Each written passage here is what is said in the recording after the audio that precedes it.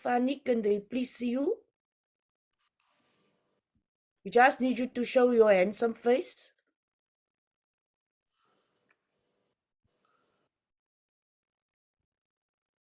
Lieutenant General Fani is a new addition to the team.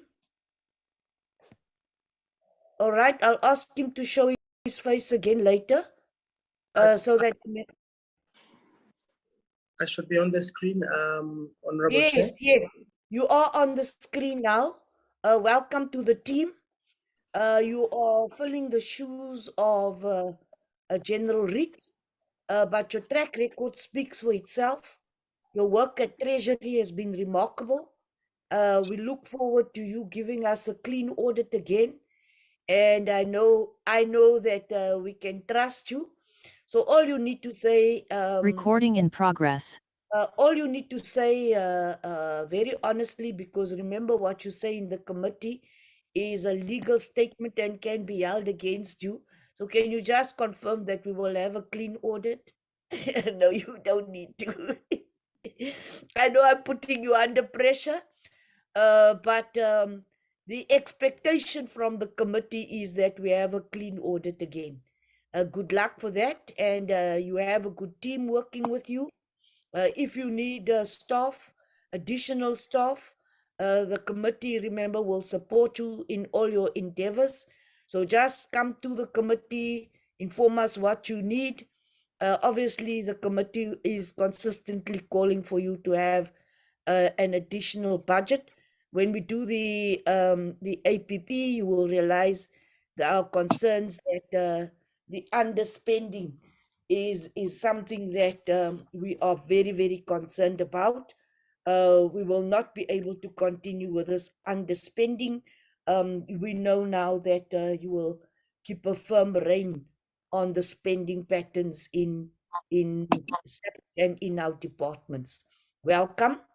Honorable members, today we have two significant items on the agenda, so we're not going to do a long introduction. I've done all the welcomings.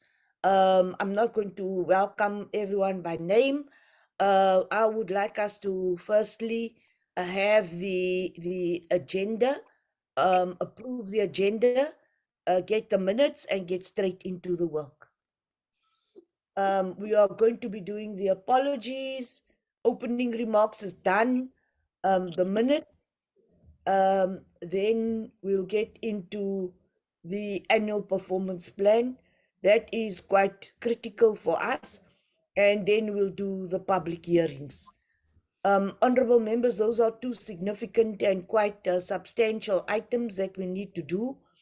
When we get to the public hearings, I will explain to you that we did extend the time for public comment. We'll also explain to you how far that has come. So the public hearings on the protection of constitutional democracy against terrorist and related activities amendment bill, we have been advised by the legal team that we can go ahead with the public hearings. And once we have also received the public inputs, further public inputs, we'll bring that to the committee. I'm going to welcome the Honorable Deputy Minister. Deputy Minister, you do have an apology from the National Minister. We understand that the Minister is in a meeting today, and it is a meeting which we also need to participate in. It is the Joint Standing Committee on Intelligence. The Joint Standing Committee of Intelligence, you know, also feeds into this committee. They are quite critical and important items on that Joint Standing Committee on Intelligence. The apologies, please, Babawa. First, could we adopt the agenda?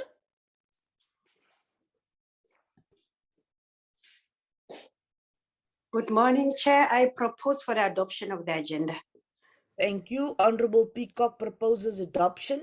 Do we have a seconder? Good morning, Chair. I second it. Honorable Linda Moss seconds the agenda.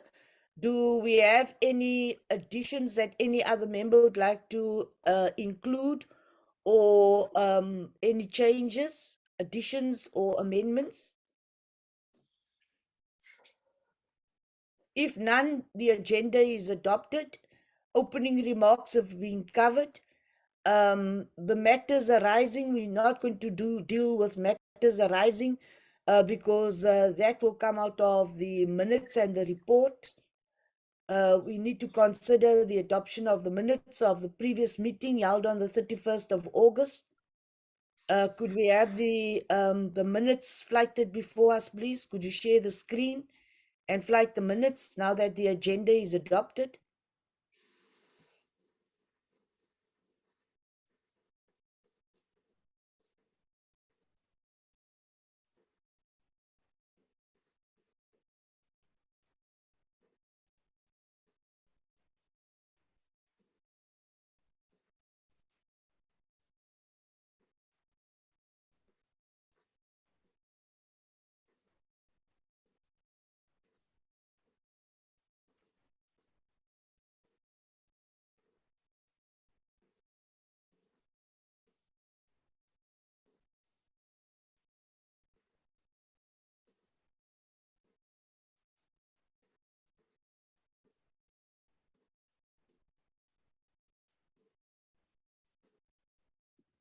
What happened to our chairperson?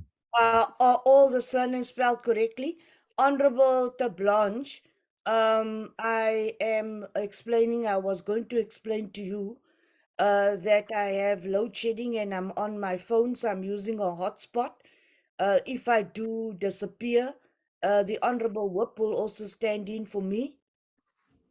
My concern here is that the closing remarks were quite substantial. What happened to the closing remarks? The closing remarks by the chairperson. I did not just thank the members.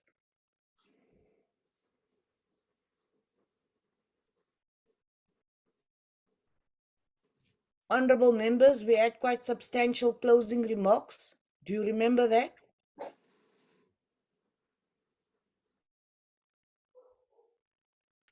Honorable members? Yes, we remember that, Chair. Those were not just closing remarks, they were pertinent points.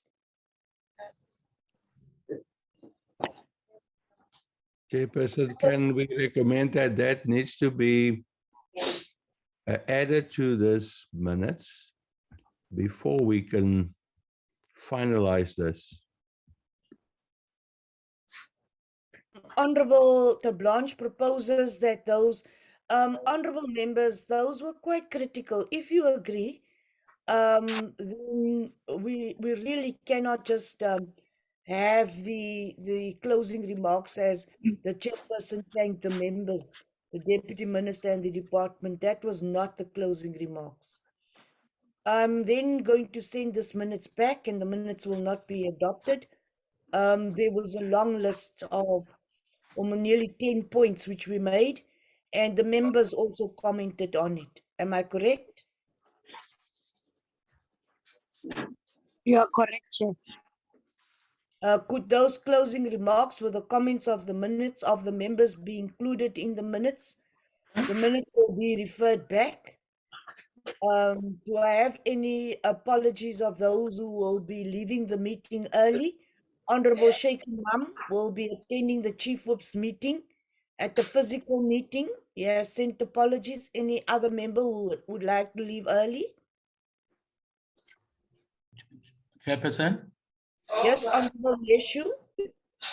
Yes, I would be attending PC on international relations and I might leave just before Leaving 11. early. Yes, ma'am. Thank Just you. before 11, yes. All right, Honorable Whitfield. Hi, Chair. I will need to leave by about 11:40. Thank you. Honorable members, that means that we are not going to speed through these two very important matters. If we cannot conclude the matters on the public hearings we'll accept that we'll have to continue with those public hearings next week. Do you accept that? Honorable Yes. members, we do not conclude the public hearings. We cannot rush through the public hearings. Do you accept that if we do not complete it today, it would then be continued next week? Yes. Correct, so Remember, Chair. we agreed last week that we need to give the public hearings enough time. Agreed. We are not going to rush through the public hearings. Honorable Groenewald is also going to be joining, and then he'll also be I want to say that he'll be on and off. So we accept that Honorable Groenewald is also having challenges. We may now have the APP. Honorable Deputy Minister, your National Commissioner has also apologized. If you have any further apologies from SAPS, you could do so, Honorable Deputy Minister. DMU is Galaxy S215G. Yes, no, Chair, from our side, the apologies that we have is for the Minister and the National Commissioner who are attending a meeting, as you said, of the Intelligence Committee in Parliament. But I'm here with the Deputy National Commissioner and the National Head of the Hawks, General Lebeya and General Musikidi, respectively, and the entire delegation. And of course, we are also joined by the Acting Secretary of the Civilian Secretariat and his team. Honorable Deputy Thank Minister, you, Chair. Honorable Deputy Minister, before you introduce the substantial item, I have asked Galaxy S215G to identify him or herself. If not, you will be allowed to exit the meeting, and we will assist you to exit. It's for Honorable Siabi, Chair. Oh, Honorable Whoop, you also need a technical expert to assist you. Honorable Siabi, I certainly cannot assist you to exit the meeting. It seems like honorable members have been given new gadgets, Chair. Yes, that is the compliments from the Minister of Finance. The Minister of Finance has allocated all of us new gadgets. Those who don't have new gadgets haven't collected their gadgets yet. You have to collect your gadget physically. Thank you very much. No, congratulations. Congratulations. Thank you. Honorable Deputy Minister, my apologies for disrupting you and interrupting you. You may continue and introduce the APP.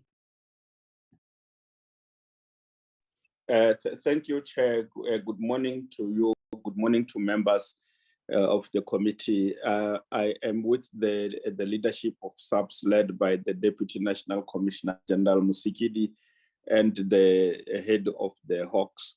I think General Musikidi, as she presents, she will introduce the team that she is with. And from the Secretariat, when we deal with the legislation, we are led by the Acting Secretary and his team, and he will do likewise at that moment. Without any further ado, we are appearing before you, Chair, to submit an addendum to our APP, which we have already presented before the committee. There has been a necessity for us to make this amendment so that we are in line with what is expected in terms of compliance. I will request through you, Chair, that the Deputy National Commissioner and the team should lead in the presentation, and therefore requesting General Musikidi through your Chair to lead in the presentation. Over to you, General Musikidi, through your Chair. Thank you very much. General, you may start. Thank you very much, Chairperson, and a very good morning to yourself and the committee.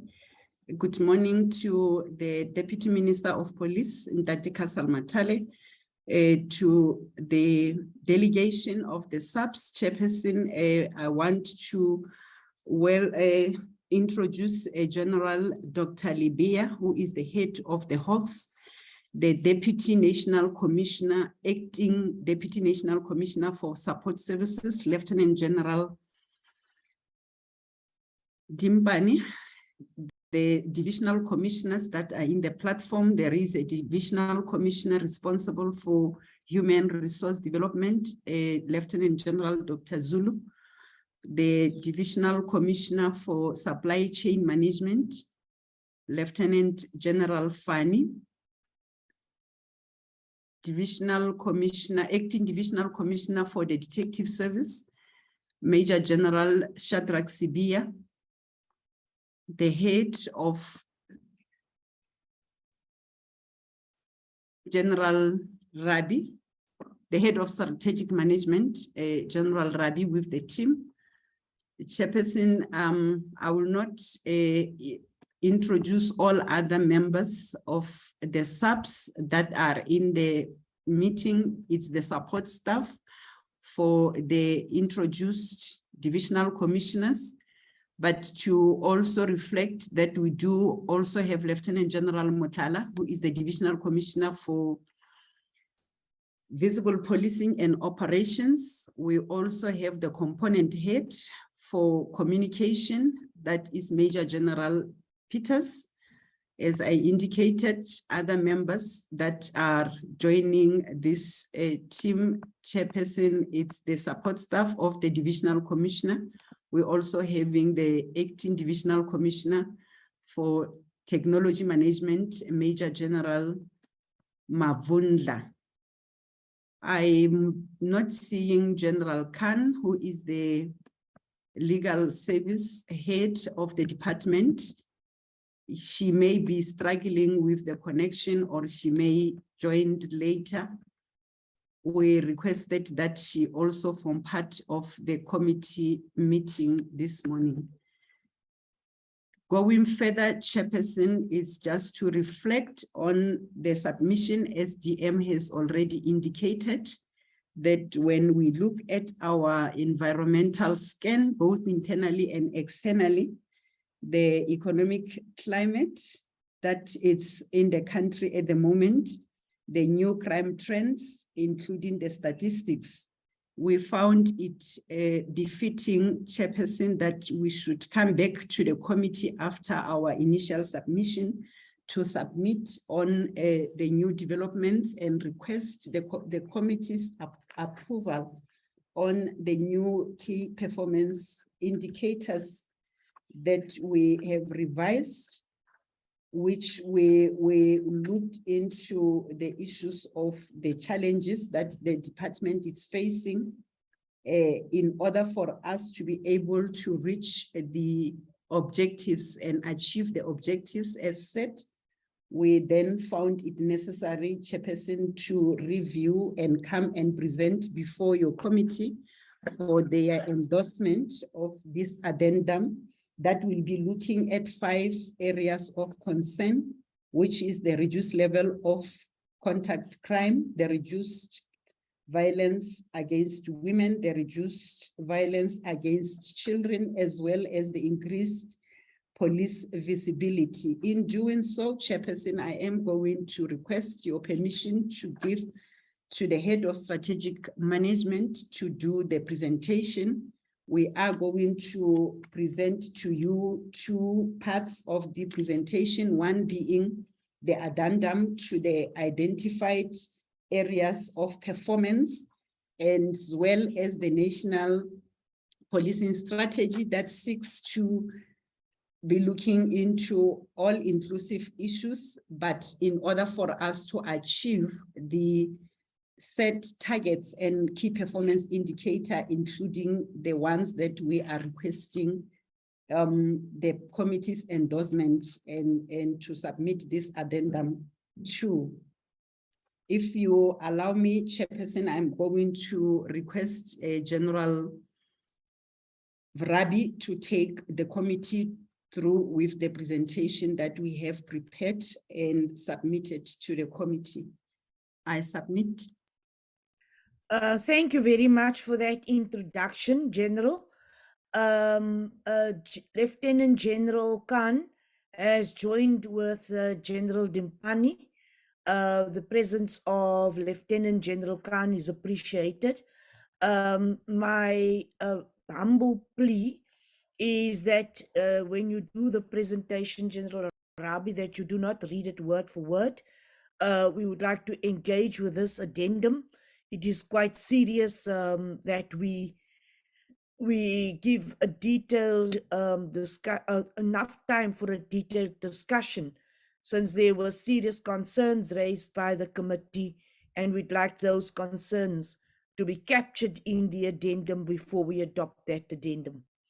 May I request that you do not read it word for word? We have received your presentation.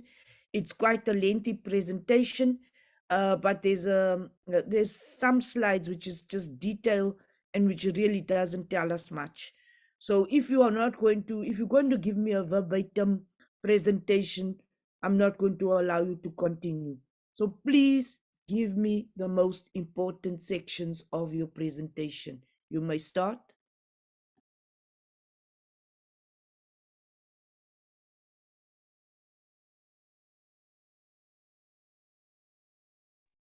Chairperson, Honourable Chairperson, good morning, Honourable members of the committee, the other senior managers of SAPS in attendance. Honourable Chair, we made a short notice, we made a change to the presentation, who's going to present it. I'm unfortunately not in a good spot at the moment, so my signal is breaking up. With your permission, ma'am, may I request Brigadier Mitchell to do it on my behalf, if you don't mind, ma'am? Welcome. Brigadier, you may continue with the presentation. General Rabi, you will be, wherever possible, we need your assistance. You'll come in. You'll be allowed to come in. You may start the presentation now. Thank you, Honourable Chairperson, and good morning, Honourable Chairperson, Honourable members, as well as our Deputy Minister, all protocol observed. The addendum to the 22-23 annual performance plan comprises two parts. The first is a background to the addendum itself, and the second, as indicated by General Mosikile, is an introduction to the National Policing Strategy, which has been developed specifically to address those indicators in the addendum to the annual performance plan that we are revising, as well as other critical areas of underperformance within the SAPS. 5 performance indicators were amended in the addendum, as indicated by General Mosikile. We look at the number of reported contact crimes, as well as contact crimes at the top 30 high contact crime weight stations, the number of reported contact crimes against women as well as children, and then the number of cities and towns in which the initiation of the SAPS Safer Cities project has been confirmed. The State of the Nation address that was issued in 2019 by the President is quite clear in its requirement. It needs a 50% reduction in violent crime by 28-29.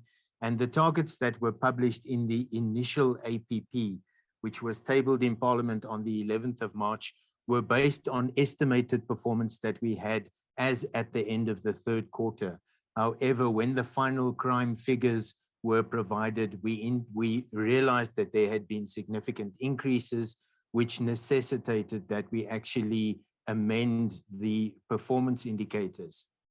In addition to that, the Safer City framework is also referred to in the revised MTSF and requires SAPS to initiate the framework in 10 pilot cities by the 30th of June. And what the ministry has done looking at the Safer Cities framework is required that SAPS ratify both the relevance and viability of the Safer Cities framework going forward. When we look at the performance indicators that are reflected in the addendum that have been amended, starting with the percentage reduction in reported contact crimes, the actual achievement was a 13.5% increase, which necessitated the adjustment of the target upwards to 9.21% over the medium term.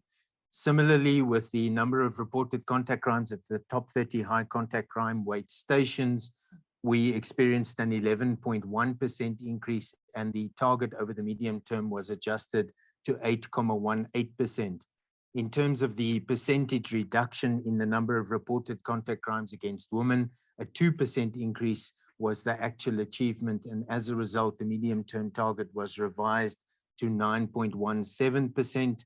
The percentage reduction in the number of reported contact crimes against children, a 1.5% being the actual achievement at the end of 21-22, and that necessitated the target to be adjusted to 7.36%. Looking at the number of cities and towns in which the initiation of the Safer Cities project has been confirmed, 5 cities and towns have been identified for 22-23. They are eThekwini, the city of Cape Town, and then looking at Gauteng, we have Johannesburg, Tshwane, and Ekurhuleni. But just to point out that we have significant dependencies in terms of the reliance that we have on COGTA, as well as the active participation and allocation of funding by municipalities. When we look at Part B, when looking specifically at the National Policing Strategy, it talks to the National Development Plan, the need to address the drivers of crime and violence, as well as the establishment of a multidisciplinary approach, which involves all sectors of society, which has been a theme that, you will see, is a theme that runs through the National Policing Strategy. Our strategic intent, creating a safe and secure environment that is conducive for social and economic stability, supporting a better life for all. In developing the strategy, we've taken the tone of the president into account. We've taken the direction that has been provided by our Minister of Police into account, as well as the priorities that were introduced by the National Commissioner during his inauguration on the 1st of April. We have 6 focus areas reflected. I won't go through the focus areas, but they talk specifically to the territorial integrity of the state, the authority of the state, the prevention of crime that threatens the economy of the state, the prevention and investigation of crime that threatens the well-being and safety of people in South Africa. What is important for us is stakeholder management and active citizenry. And then focus area 6, which underlies the other 5 focus areas, talks to the capacitation of the SAPS to execute its constitutional mandate. We have a set of deliverables that accompany each one of these focus areas. In the first deliverable ensures sustainable responses to the territorial integrity of the SAPS, and then also ensuring a coordinated response to cybercrime. We would also, within the context of the second focus area, which talks to the authority of the state, look to ensuring stability, internal stability. And here, the recommendations that have been made by the expert panel would be important for us, as well as the operational command centers. The capacitation of public order policing and additional 4,000 members will be allocated to public order policing in December, and we intend establishing an additional 7 units as indicated. Staying with focus area 2 and looking at enhanced police safety, we need to actually look at safety measures at identified police stations and the issues that will be addressed as indicated on the slide. Staying with focus area 2, my apologies. Looking at staying with focus area 2, the reduced availability of firearms. Chairperson, the CFR action plan remains important for us. We need to continue to reduce the backlogs of new applications as well as renewals and amnesty applications, and this will be done by the Central Firearms Registry. Focus area 3, establishing multidisciplinary specialized capability to address crimes related to the essential infrastructure in the country, the establishing of economic infrastructure units. The task teams have already been established, and we will work over the medium term towards establishing these economic infrastructure units within all 9 provinces. In addition to that, the effective investigation of serious corruption in the public and private sectors, as well as other prioritized issues and this would be the role played by the DPCI in this regard. The impact of gangsterism on communities must be minimized through the National Anti-Gangsterism Strategy, as well as the functioning of the anti-gang units. The reduced availability of illegal narcotics needs to be addressed through the implementation of the Drug Master Plan, and then reduced incidence of CITs requires a multidisciplinary approach to preventing and combating CITs. With focus area 4, which is particularly important for us, this is reduced levels of violent crime through the application of the geographical approach to policing. And there we will focus on the immediate stabilization of the top 30 high contact crime stations that have been identified in the province. And the provincial commissioners are already in progress with this particular deliverable. In addition to that, the immediate optimal capacitation of the top 30 high contact crime stations, where we want to ensure that their resourcing is sustained at 100% across all resource categories. We also have the initiative that will be run by the head office generals, where they intervene directly at the top 30 high contact crime stations, and in addition to that, an additional top 20 high contact crime stations have been identified in each province. So the top 30 stations are part of the top 20 high contact crime stations, which means that in total 180 stations have been identified, and these would be a combination of rural, semi-urban rural, as well as urban stations. And here we want to make sure that station commanders are available. The provincial champions for the districts have been appointed to these stations, and they will engage these stations to ensure that the stations actually progress the reduction of contact crime. In addition to that, we have the reduced levels of contact crime through the application of a conventional policing approach, and here focusing on quarterly crime intelligence, crime analysis reports presented to provincial crime combating forums, as well as the provincial violent crime reduction plans that will be run by the 9 provinces. The underperformance within the detective service environment needs to be addressed. A comprehensive detective service recovery plan has been put in place. And in addition to that, we are going to implement a project plan to ensure the optimal utilization of the IJS, CJS funding that has been allocated to the SAPs, and then focusing as well on the optimal functioning of the national and provincial organized crime secretariats. The reduced levels of violent crime against women and vulnerable groups will look at the functional GBV desks at stations, as well as the implementation of generic GBV and sexual offences action plans within each one of the 30 GBV hotspots that have been identified. And we would also look to ensure that expenditure to the tune of 100 million rand that has been allocated to provinces is adequately utilized. The DNA backlog action plan, which is already showing benefits, that focuses on the eradication of the DNA backlog. The Safer Cities project, there we will focus on the optimal implementation of the Safer Cities project in the cities that I indicated earlier. We need to ensure an integrated approach to the implementation of the DDM, and will use a DDM district blueprint project that we will implement in the Tshwane Metro to actually roll out the DDM approach by SAPs to the 52 districts through the one plans. In addition to, when we look at focus area 5, stakeholder management and active citizenry, an initiative introduced by the minister is that we introduce a national communication plan aimed at reinforcing the role of SAPs, including regular briefings by the national commissioner as well as the respective provincial commissioners. We will, of course, continue with our Izimbizo and community awareness campaigns, and then particularly focus on the re-establishing of the CPFs at the 1,155 police stations where we can implement CPFs and then ensuring that integrated crime combating forums are established within the specified environments. Focus area 6, which talks to the capacitation of the SAPs.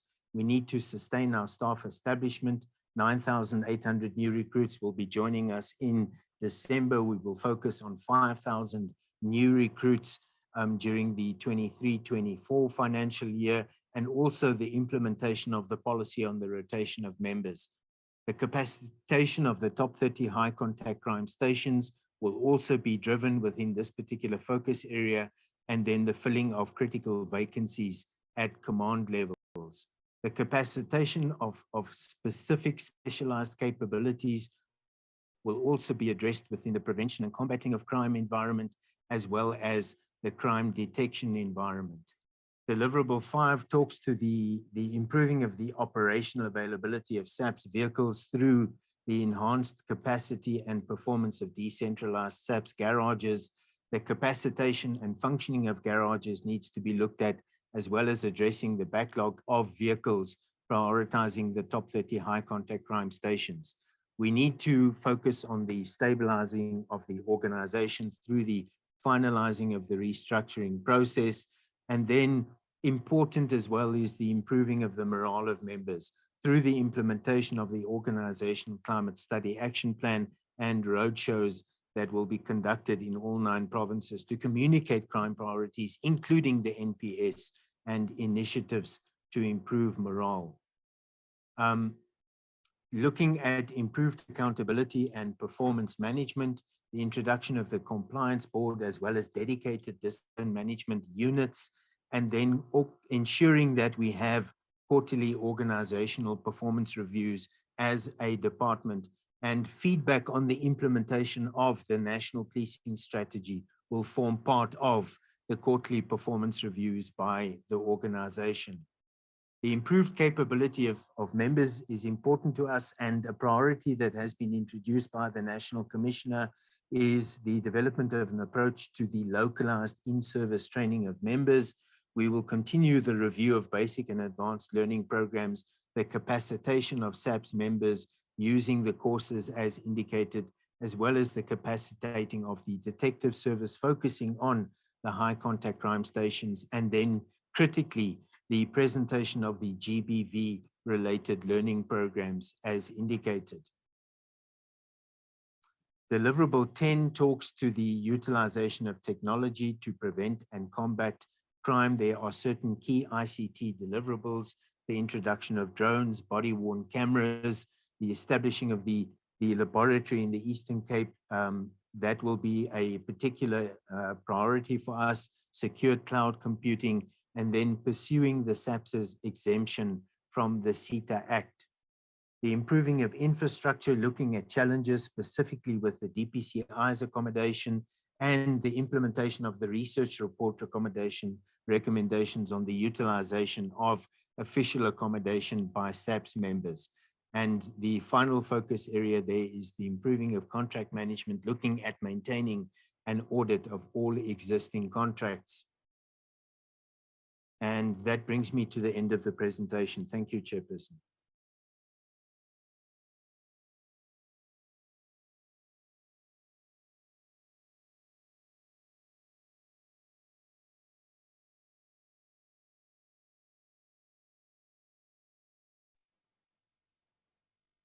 Thank you very much for the presentation. I'm here. Honorable members, please bear with me today. I told you that my network is playing up with me. I had heard the entire presentation. I am going to request honorable members that because the amendments to the annual performance plan is so detailed, that we look at how far the deliberations will go. But if we do the public participation, I would like each group to have at least a half an hour with the committee. So we have 3 groups that have indicated an interest to do the participation with the public hearings. We have AfriForum, the International Committee for the Red Cross. And Stern, Nicolette, can you just send me what that is, the acronym stands for? It's Sussex Terrorism and Extremism Research Network. It's called Stern. Are they logged in? Are they logged in? Yes, I'm here, Chair.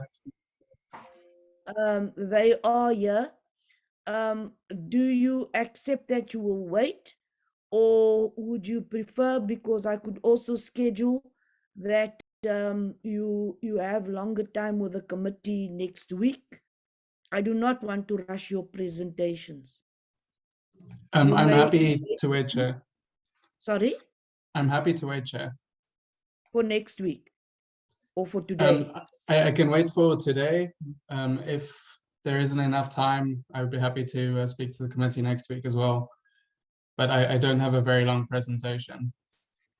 All right, Dr. Skuman, if you have time to wait, I will be very, very strict on time with the APPs, but I do need to give the members sufficient time to engage with me. And then Dr. Skuman, Dr. Van Zyl and Ernst Van Zyl from AfriForum. Good morning. Yes, Chairperson, I'm here from AfriForum. Are you prepared to wait? And if we do have enough time, you come again next week? I am prepared to wait if necessary, but I'm also ready to do my presentation today. But whatever suits the committee. My apologies for this, but I would really like to engage you and give you sufficient time to respond to the committee. Obviously, when I do the public hearings, it is not just about your presentation. I allow the members to engage with your presentation. I then also give you sufficient opportunity to respond. I hope you accept that method that I have. That's 100%. So then, yeah, I'll do my presentation when it fits your schedule. No problem. Yes, the methodology is that you should have sufficient time to engage with the committee. Perfect. Ms. Sarah Mabeza. Yes, good morning. I'm here, and I'm also very pleased to be led by you as to whether we intervene today or next week. I will be available both times. And you do agree that you need sufficient time for us to engage with you and for you to respond to the committee. You accept yes, that? I would not accept like that. Thank you, Chair. Yes, I would not like to rush you. I would give you sufficient time because it is a very technical amendment, and we really want you to give us the advice which we require, and your input will be taken very seriously when we recommend either the adoption or the amendments to what the Civilian Secretariat has sent us. So we do value your contribution, and I really do not want to rush you today. Honorable members, it takes us back to the APP. Honorable Deputy Minister, you can conclude. My apologies for interrupting you, Honorable Deputy Minister. No, you didn't, Chair, and you don't have to apologize. I think you were trying to tighten what can be done now and later, and we are comfortable with that. That concludes the submission that we have prepared, Chair, and once more appreciating this opportunity you have given us to come and appear before the committee to give an update on what we are doing in the space. But thanks once more, Chair. Thank you, honorable members. I'll now take a show of hands. You may indicate if you wish to contribute now. I've noted the hand of Honorable Whitfield. Honorable Tablanche, you may start, Honorable Whitfield, and then Honorable Tablanche. Please, SAPS, You are not going to give me the response that you are going to give us your written responses. I want responses in the committee today. I will not accept written responses. So please listen carefully to the questions of the members. And if the members say that their questions have not been responded to, we will not approve the APP today and will be requested to come back. Honorable Whitfield. Thank you very much, Chair. Chair, I referred to, and I can't recall which page of the presentation, but a statement which said, or a deliverable that indicated the number of cities and towns in which the initiation of the SAP Safer Cities project has been confirmed. And I just want to use this as an example of a point that I raised repeatedly, and perhaps there's some clarity which might put my mind at ease. It's helpful only to a certain point to know the number of cities and towns. It's more important to know the detail, which cities and towns, and what the actual impact of the SAP Safer Cities project has been. That is what we need to be measuring, whether the actual strategy is achieving the desired impact or outcome. These are input indicators. These are not measurements of the actual impact of SAPS's efficacy in implementing a strategy and achieving the desired impact. I also would like to say, Chair, that while many of these are encouraging, they all make us feel very confident that we're moving in the right direction. But we know that many of these indicators are not achieved year on year. In previous years, we've heard that drones are going to be deployed. Drones are not deployed. Now we hear yet again that body cameras are a priority, yet we don't know whether there is budget allocation to support the procurement of body cameras and whether in fact that is going to be achieved within this financial year. So I'd like some confirmation specifically on that particular indicator around body cameras. And then, Chair, there are many other points that I could make, but I am aware that we do have some time constraints, and I'm sure we will have an opportunity to evaluate SAPs going forward on their targets and indicators.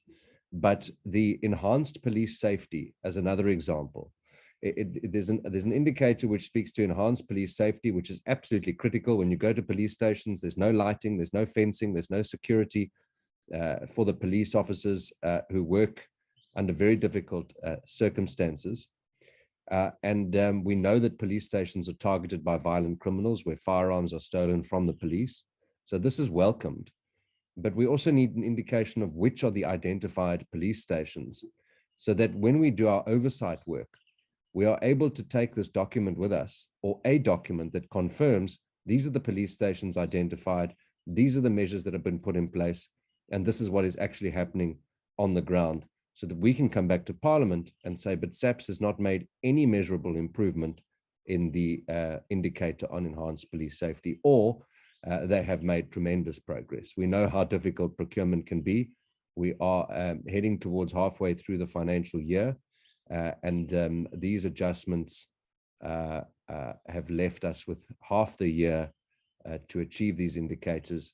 And I'm just a little bit concerned that that if not already underway, given the red tape within the SAPs, we may not be able to achieve these indicators within the financial year.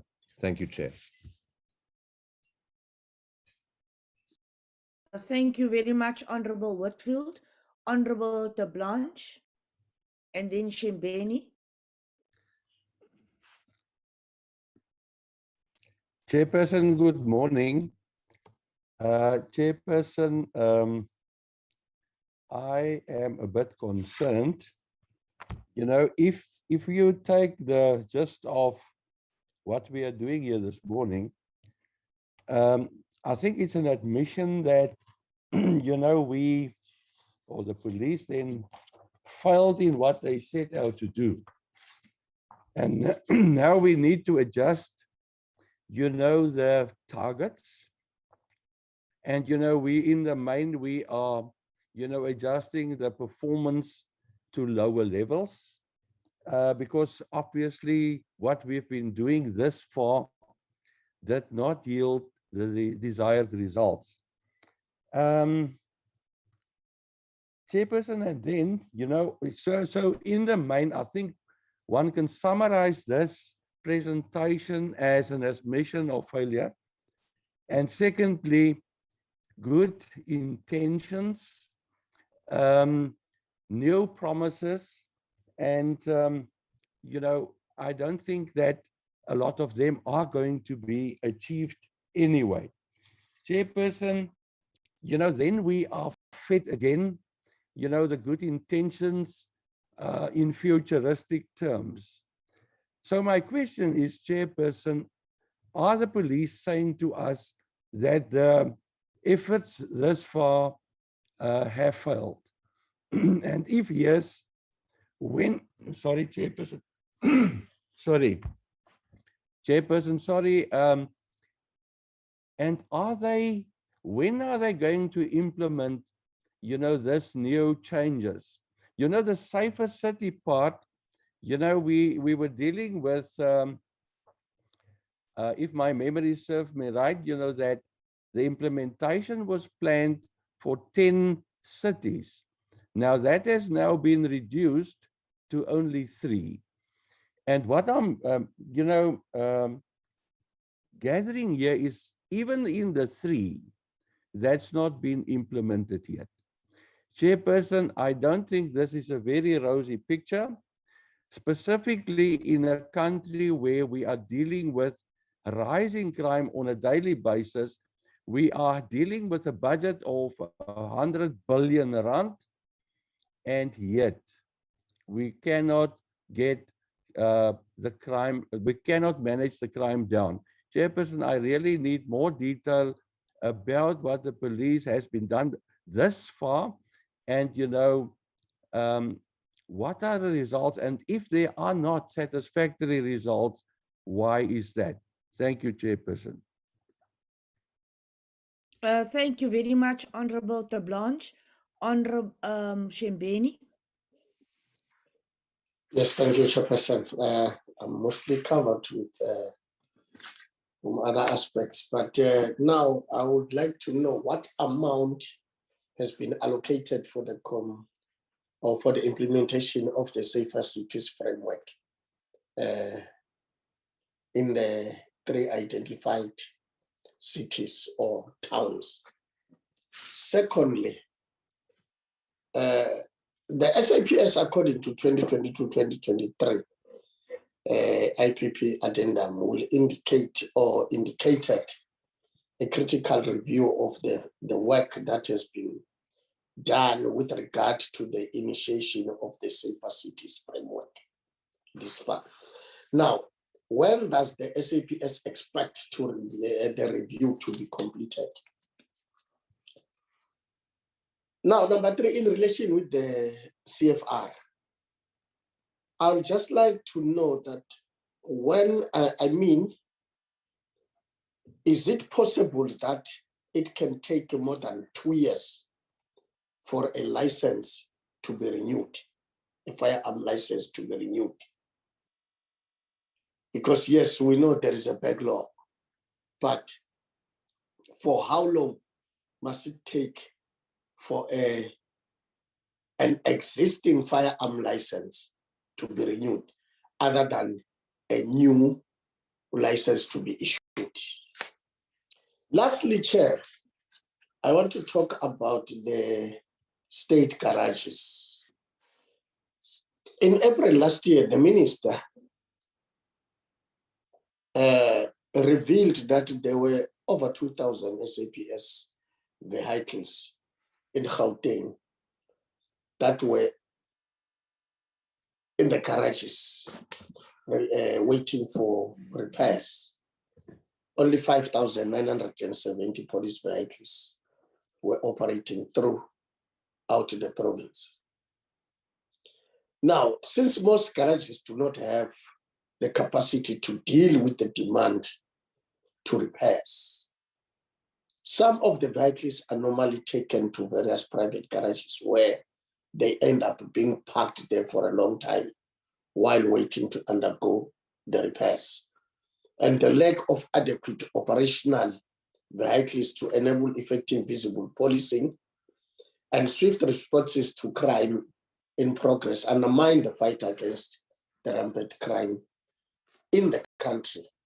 However, since it has been discovered that some of the private service centers entrusted with the responsibility of fixing the damaged SAPS vehicles have been robbing the state by engaging in fraudulent activities, which includes the following: the charging of exorbitantly more than the actual retail price of the spare parts, ordering expensive replacement parts for existing parts that are still in good condition,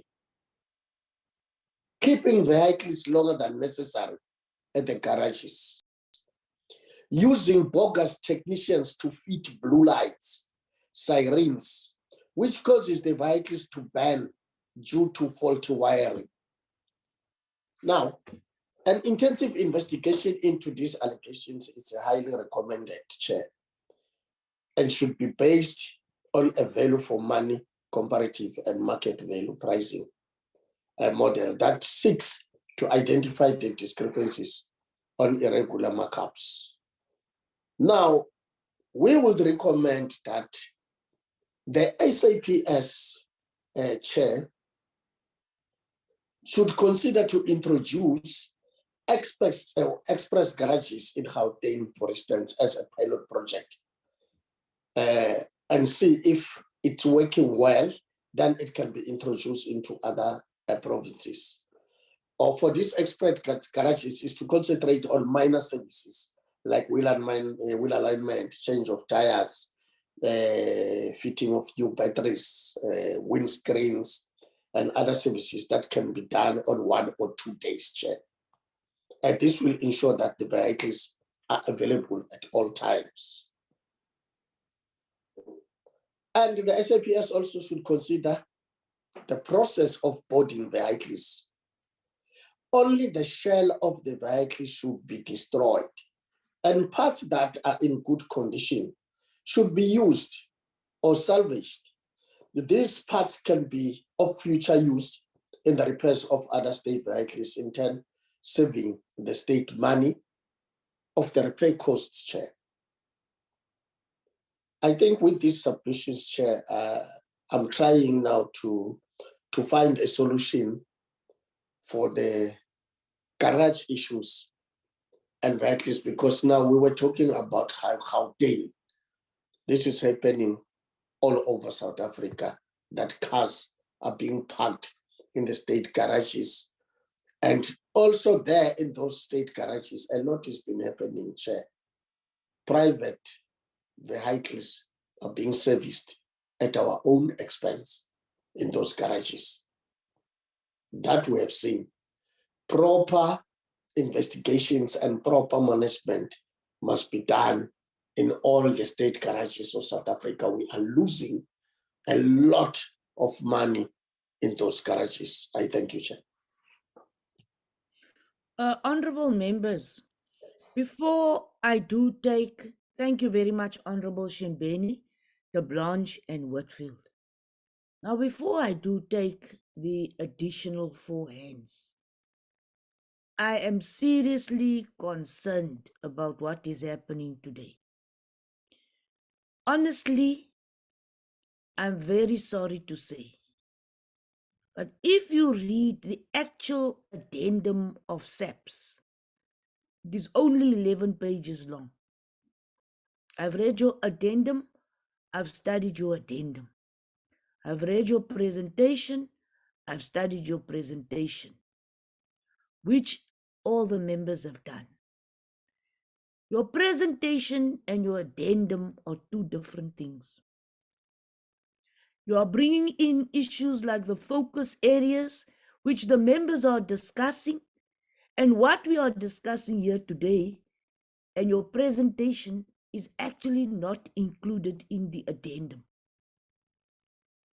Now, either you are misleading this committee or you have not read your own addendum.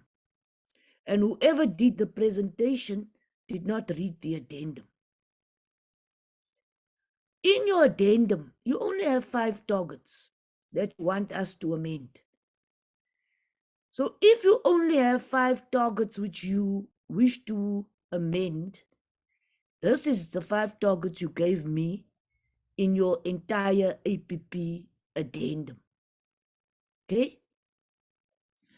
So what you're asking me is that you want us to include the matters you are raising in your presentation, but the addendum does not include those matters.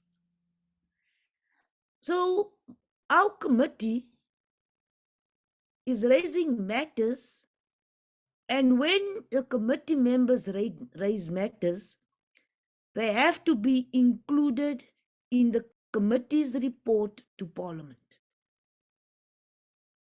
I repeat, all the matters raised by the members have to be included in the committee's report to Parliament.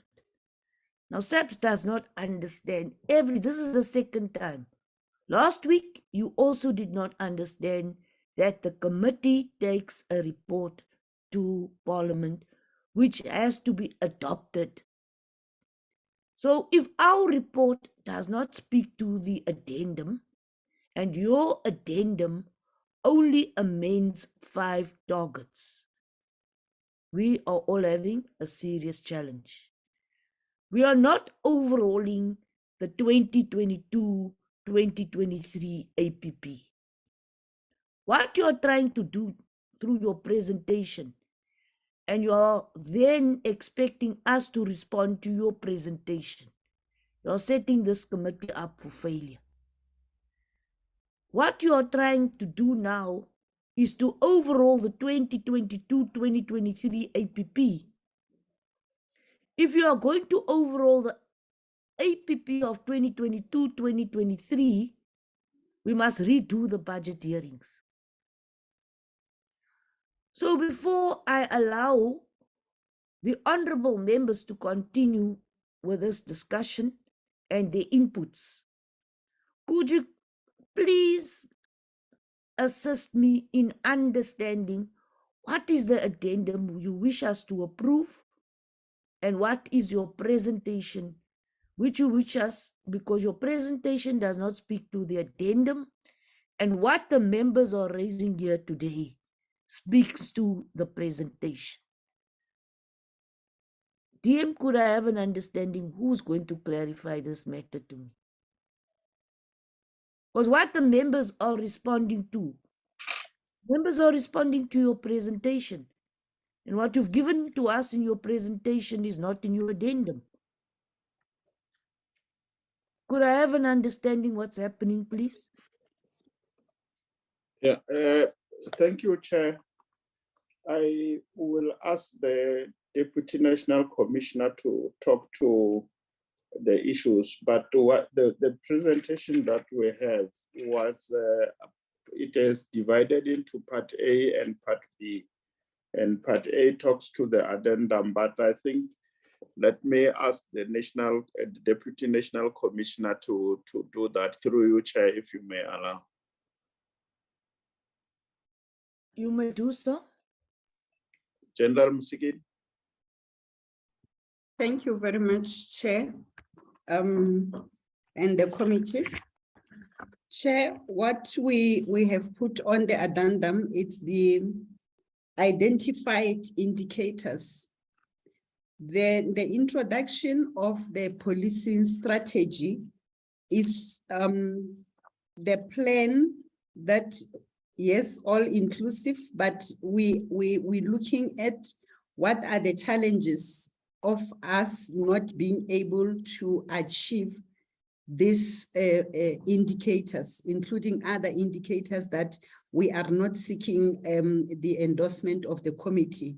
So what we have populated on the policing strategy is all-inclusive strategy that will enable the department to achieve on the identified key performance indicators, as well as the whole plan that we are having. So this is the plan to respond to what has been identified over and above what the new plan is all about. So it's not something that will exclude how we are intending to respond to the identified key performance indicators, Chairperson. It is the model that we are saying as a department when we sit down and do the analysis and the scan, environmental scan, what are the issues of importance that are enabling us to achieve on the set targets and set objectives as depicted on the first part of the presentation, Chairperson. I submit. I'll continue the questions the members are going to ask, and I wish those members to take my comments into account, and then I'll respond again. Honorable Marekwa, Honorable Peacock, Meshu, and Moss.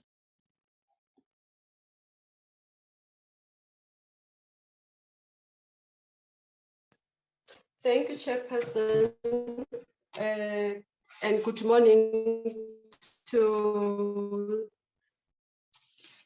members of the committee on the platform, delegation from SABS, and including and morning to the DM and the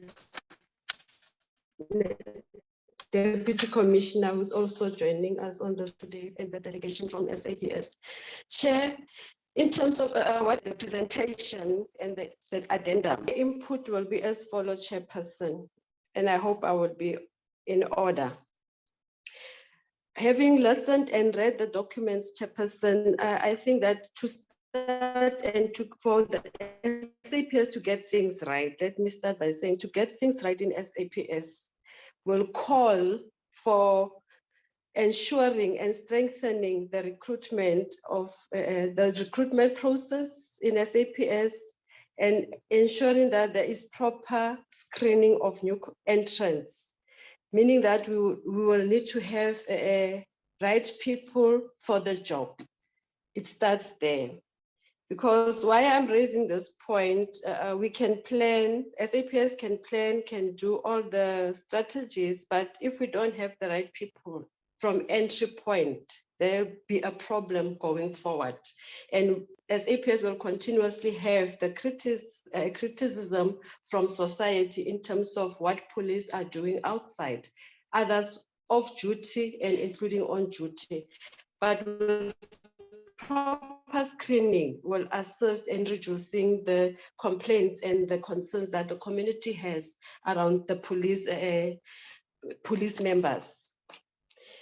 The addendum also talks to deliverable number 2, that talks to POP, support to the public order policing. I think one agrees to that, Chairperson, that it's also one area where communities raise concern from time to time to say police don't know how to deal with crowds and so on. But as much as there will be more deployment of members on this sector or this depart area, let there be also continuous training in the new forms or ways of how to really deal with control. We know that there are training going on, but let us continue having proper training for the members of POP so that we don't get complaints when there are gatherings and other things that communities will come back to complain about. The other one that I've also noted, Chair, is the deliverable number 4 that talks to firearms control system that is in place. But I think for me, Chair, it's making sure that there's proper control because currently we have a lot of firearms just doing rounds in our society. And it seems like most of them might be even illegal firearms. So I think we need proper control of this as area of the deliverables that SAPS has identified, because really people are being shot left, right, and center, and we are not sure whether those firearms are even legal or illegal. So I think there's need for proper control on that one. Chairperson, for us, for SAPS, or let us say as a country, to be able to assist the police in fighting crime or reducing the levels of crime, and most of the ills that are the SAPS to go back and look into what worked for the SAPS in particular during the COVID-19 lockdown. And let us take the good from that processes. There were times for everything during the hard lockdown, including times of liquor outlet operations and all those things. We know that once we raise this issue of liquor outlets, we will start to think about employment and work for others. But let us just look, my advice for SAPS to say, we need to maybe look into what really worked during that time, because we did not have a lot of crime during those regulations. So it will assist going back and see what was really assisting. The other part, Chairperson, also for SAPS to be able to succeed or have the success in dealing with crimes, there will be a need. I know I've noted that in the addendum, they are noting work with the municipalities, but it will also assist local municipality and looking into the areas of bylaws that can assist in the fight against crime. Because these bylaws, we know they are there, but sometimes you look at what is happening in our communities, and it seems like either people don't know about them or they are not really put out there, so that as members of communities, we know what needs to be done and not to be done in the streets, in our streets in South Africa. But some of the things just go on, and we have actually normalized the way we live and we behave in society, and most of the behaviors leading to serious crime in our community. So I think in their engagement with the municipalities, let the police look into the area of intensifying our bylaws in our communities. The other part, the optimal utilization of the SAPS budget will assist in addressing the shortage of critical resources or equipment needed to allow the police to do their day-to-day work. I will not talk much about that, but we know that complaints that have been there in terms of the budget that has been returned back to Treasury, where it was not utilized in full.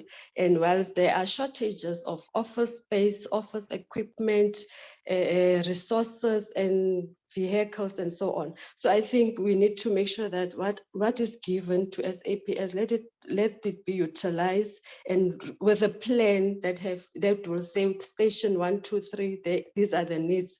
And those needs also talking in the main to assess the detectives, because detectives deals with serious, with a number of dockets. Some of them don't have storage.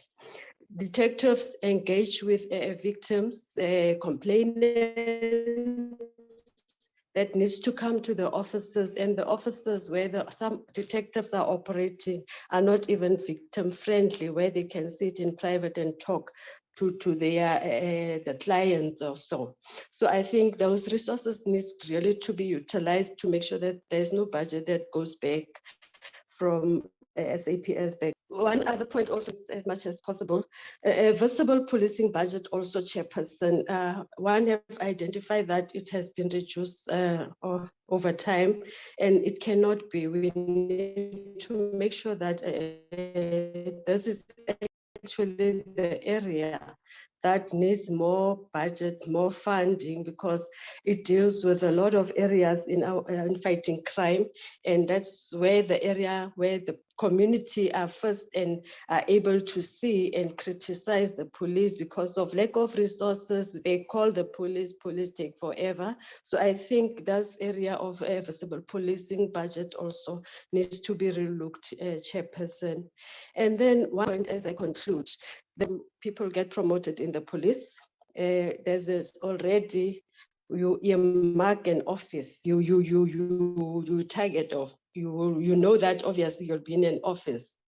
So I would say that the police have got all the, there is human resource in SAPS. So most of them must just get out of the offices and assist the young police officials, the new entrants, constables who are facing with serious challenges out there on a day-to-day basis, and let them go out and help the young people out there with the experience and the skills that they have.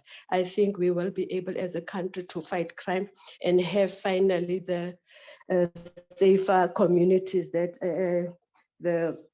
our plan talks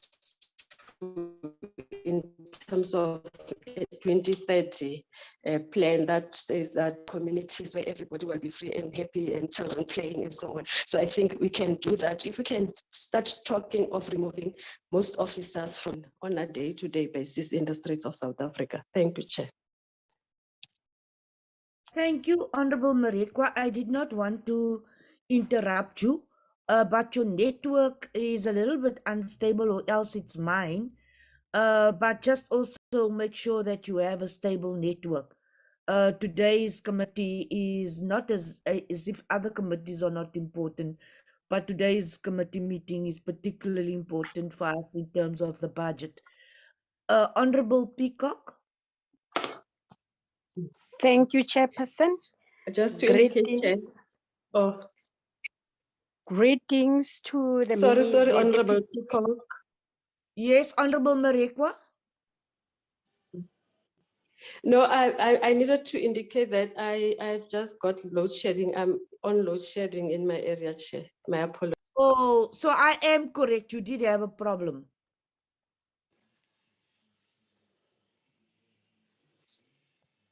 Honorable Marekwa will also keep you informed. Honorable Peacock, you can continue. Thank you, Chairperson. Apologies for that. Greetings to the DM, the delegation from SAPS, as well as the committee members. Chairperson, first and foremost, I would like to appreciate the presentation. And I would also like to concur what the chairperson have just said, or the consent that the chairperson raised with regard to the amendment of the APP. What we expected is indeed correct, Chair. We wanted to look first into the original APP and also to reflect on the addendum to see if what we are talking of is alignment to what was previously said, with considering the issues that honorable of the DA have mentioned about the information that is given when compared to what is stated today. It's not really speaking to what we expected.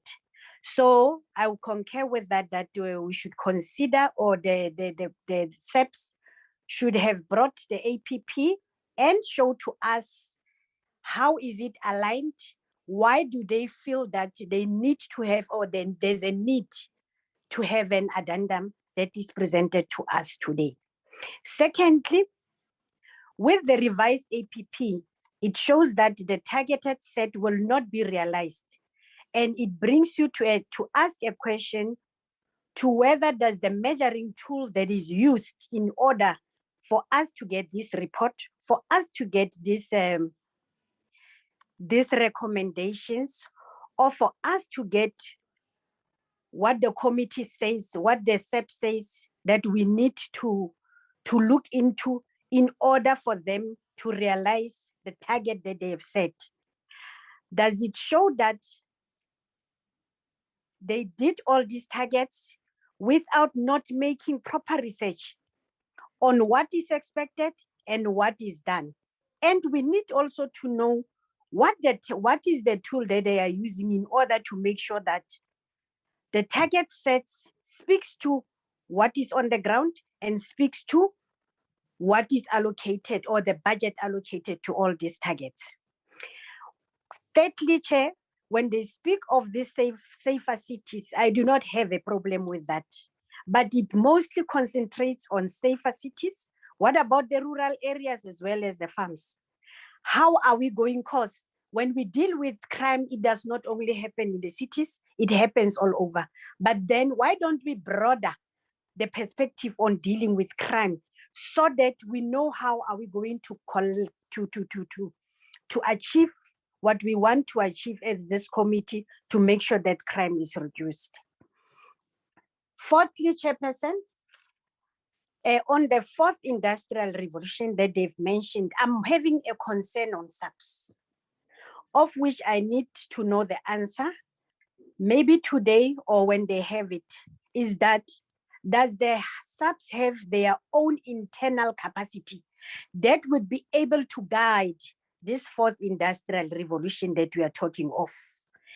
And on that, it helps also if it needs to outsource that, will we have the required request for information that will be able to guide the companies or the particular private sector that will want them to assist us in terms of implementing this fourth industrial revolution?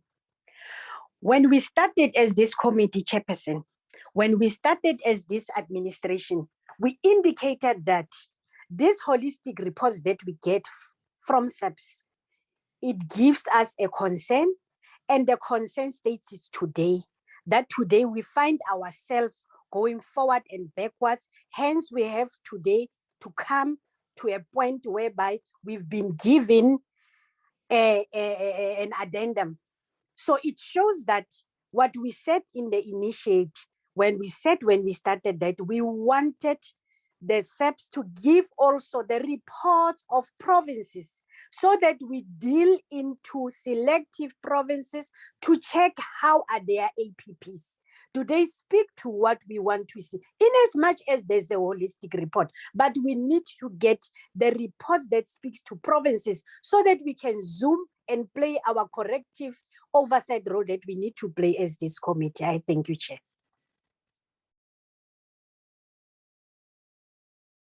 Thank you, Honorable Peacock, Honorable Meshu, and then Moss. Thank you, Chairperson. In Part A of the addendum, we were reminded of what the State of the Nation Address of 2019 gave as a requirement to SAPS. And that was that by 2028-29, contact crimes against women and children must have been reduced by 50%. Now, my question on this is whether there is anything new that SAPS is going to implement to ensure that this is the case, because contact crimes are not reduced in our country to an extent that one can believe that this target is going to be achieved. So what I want to know from this is what is being done that is new, any new strategy that will ensure that this will be, this target will be achieved. It is very sad to hear how people are complaining about lack of safety, about fear in the streets, that in the evening 7, 8, you rarely see our people in the streets, particularly women and children. So I want to know how this target is going to be achieved. Now, when one looks at the deliverables that were included in the addendum, some of them obviously talk about in the deliverable, I think the third one, talks about the enhancing police station safety. Chairperson, it is indeed embarrassing to hear that police stations are being targeted at a time when residential properties are being broken into. So if the police are not safe, police stations are not safe, what is going to happen, and what's going to happen to residential properties? And obviously, to increase safety at the police stations, police will have to be removed from one area. What is the plan to ensure that as they will be focusing on police stations that are not safe, that members of the public who live in these residential properties will not be compromised, because the police that should be looking after them are now looking after the police. How are we going to ensure that the balance between ensuring the safety of the police that need to be safe, that need to be protected, does not compromise the safety of the citizens? Thank you, Chairperson.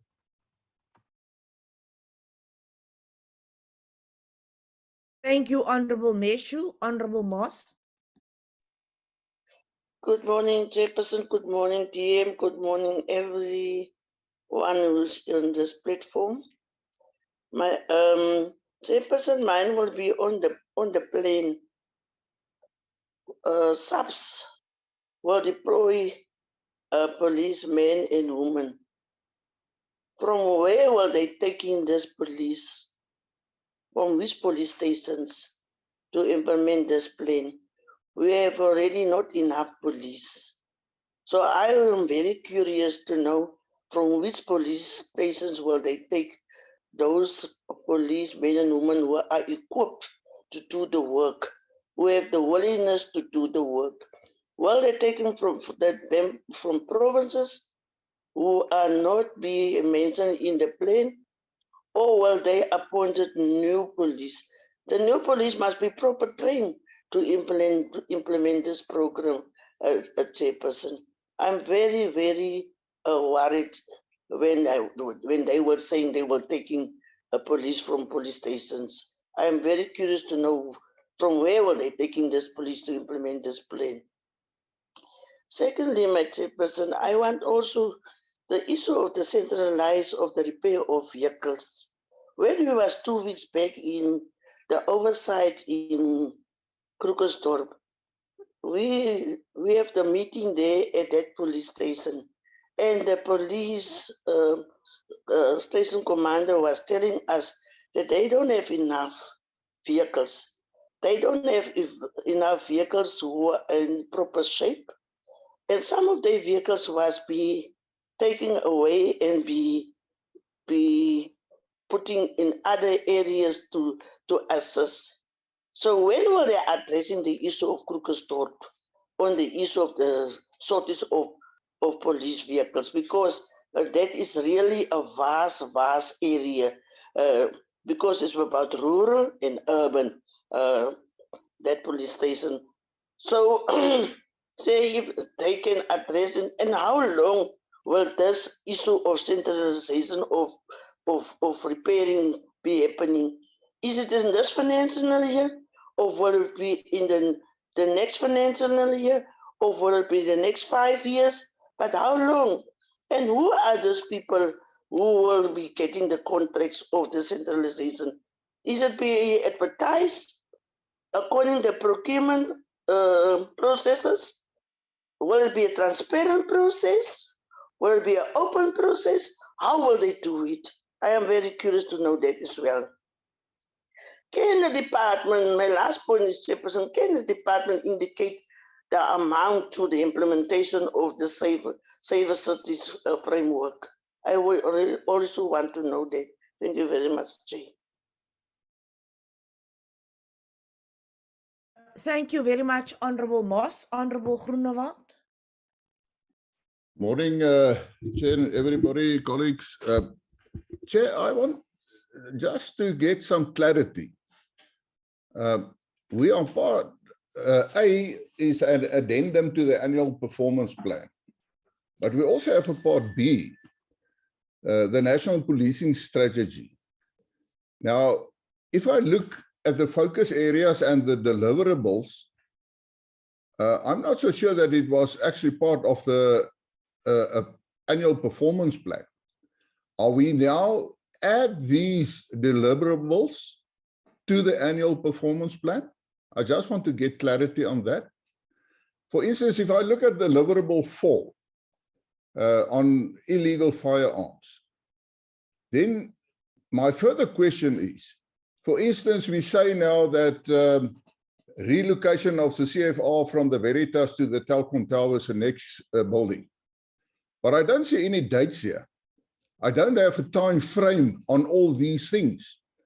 I am quite disturbed, for instance, if we look at the status and implementation of the new firearm control system and part of the digitization of the CFR processes. What is the time frame of these aspects and these deliverable for? There we can go to each and every deliverable. So I want to have clarity on that, Chairperson. And I mean, I think the program has changed now, yes, and we adopted the agenda. But is this now the correct place to discuss these specific issues when we talk about the APP? Shouldn't this only be a meeting on its own? I mean, we also have to go to look at the legislation and the bill. And if I look, for instance, at the addendum of 11 pages, well, actually there are only 2 pages that really refer. The other pages are signatures and all that sort of things. So I just want clarity, Chairperson, on the discussion as far as where it specifically fits in. Thank you. Honorable Groenewald, I have raised exactly the same matter that you are raising now. And I did not get a sufficient response. To repeat, Honorable Groenewald, I asked why we are receiving an addendum which is actually only 11 pages long and much shorter than the presentation. And they are bringing in issues like the focus areas, which is not included in the addendum. I repeat, it is only 5 targets that are in the amendment and the addendum. Now, that was not supposed to take very long. What you are doing now is you are attempting to overhaul your 2022-2023 APP. We cannot include these issues in the committee's report, I repeat, because it does not form part of the addendum. And the addendum was on our agenda. Now, Honorable Groenewald, you are absolutely correct. You are mentioning the firearm control system, the digitization of the Central Firearm Registry. Babawa, you do the minutes. Could I put it in your minutes today that you go and research all the minutes where the department came, SAPS came, and made commitments on the Central Firearm Registry? You came on the digitization of the Central Firearm Registry. You came with CETA. CETA misled us, you misled us. Now I want you to go back to all the dates which you came and promised us on the Central Firearm Registry.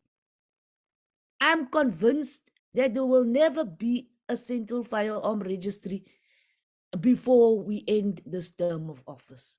Can you be honest with us? Will there ever be a Central Firearm Registry? Because right now, it's packed in boxes. We have not moved properly from the Veritas building to the Telkom towers. Unless you can tell me it really happened. So, I don't understand why now the Central Firearm Registry, is it an action plan or is it part of your addendum? Public order policing, is it part of your action plan or is it part of your addendum? The appointment of provincial champions for all districts in the province. You are saying to conduct interventions at the top 20 high crime stations in provinces. It is not in your annual performance plan, but you have this on slide 20. Your words national policing strategy, as per slide 8 of the addendum, is not in your 2022-2023 APP. Honorable members, what we have here today, your national policing strategy. I've come to you and spoke to you about this before. You came with this national policing strategy. You put it in slide 8 again of the addendum. It is not in your 2022-2023 APP. Your things were not part of the budget hearings. What you're presenting to me today was not part of your budget hearings. I will go back to you again. What does the participation in the development of the critical infrastructure protection regulations have to do with your addendum? On slide 15, I'm now giving you specifics because I do not know where is your presentation, where is your addendum, and where is your 2022-2023 APP. Dr. Groenewald and all the members are absolutely correct. Now, because you have this confusion, you brought this confusion to the committee, and I cannot allow it. So you are going to give us responses in writing, and you will come back. There's no deadline for this addendum. So you're going to come back. This strategy, the national policing strategy, is very important. But this is not the platform to present such an important strategy, which is not part of the addendum. This national policing strategy is very important.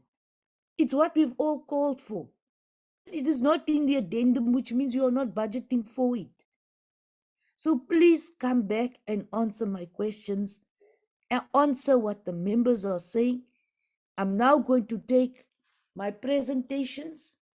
I'll start because really, I'm not going to be, I do not know where to start these responses when you are yourself unable to tell me why your APP, your presentation, and your addendum are 3 different documents. They do not speak to one another. Your presentation, I'm going to show you each and every page where your presentation does not speak to your addendum, where you bring me a national policing strategy, which is not part of your APP, then you are confused. I'm confused. So you have confused me totally today because really, now, can you come back and tell me what is in your APP, what is your national policing strategy, and what is in your addendum? That is my ruling. AfriForum, are you ready with your presentation, please? You may start your presentation. We are ready. I'm just going. Thank you, Mr. Van Zyl. Would you have the sharing rights? Yes, I will. I don't have a presentation to share. I will be on camera, Chairperson. Thank you very much. You may start. I'm just moving to a more quiet room, and I will be ready in 5 seconds. Yes. Thank you very much. In the meantime, SEPs, can you go back and get your house in order and come back? Thank you very much, Mr. You may start AfriForum. And please, AfriForum, you have sufficient time. You don't need to rush. Those who do not have sufficient time today, and you will be called back again next week, or whenever time allows. Perfect. Thank you, Chairperson. All right. This is AfriForum's oral presentation on the protection of constitutional democracy against terrorist and related activities amendment bill. Firstly, just thank you for the opportunity, and I hope we have a productive input from our side towards what we think should be in this bill and what is of concern. So firstly, I would just like to start off with the fact that AfriForum welcomes the state's commitment to international law and the integration of binding international norms into our domestic law. Certain novel additions brought about by the amendment present a threat to the rule of law and constitutional guarantees, and that's where our concern comes in.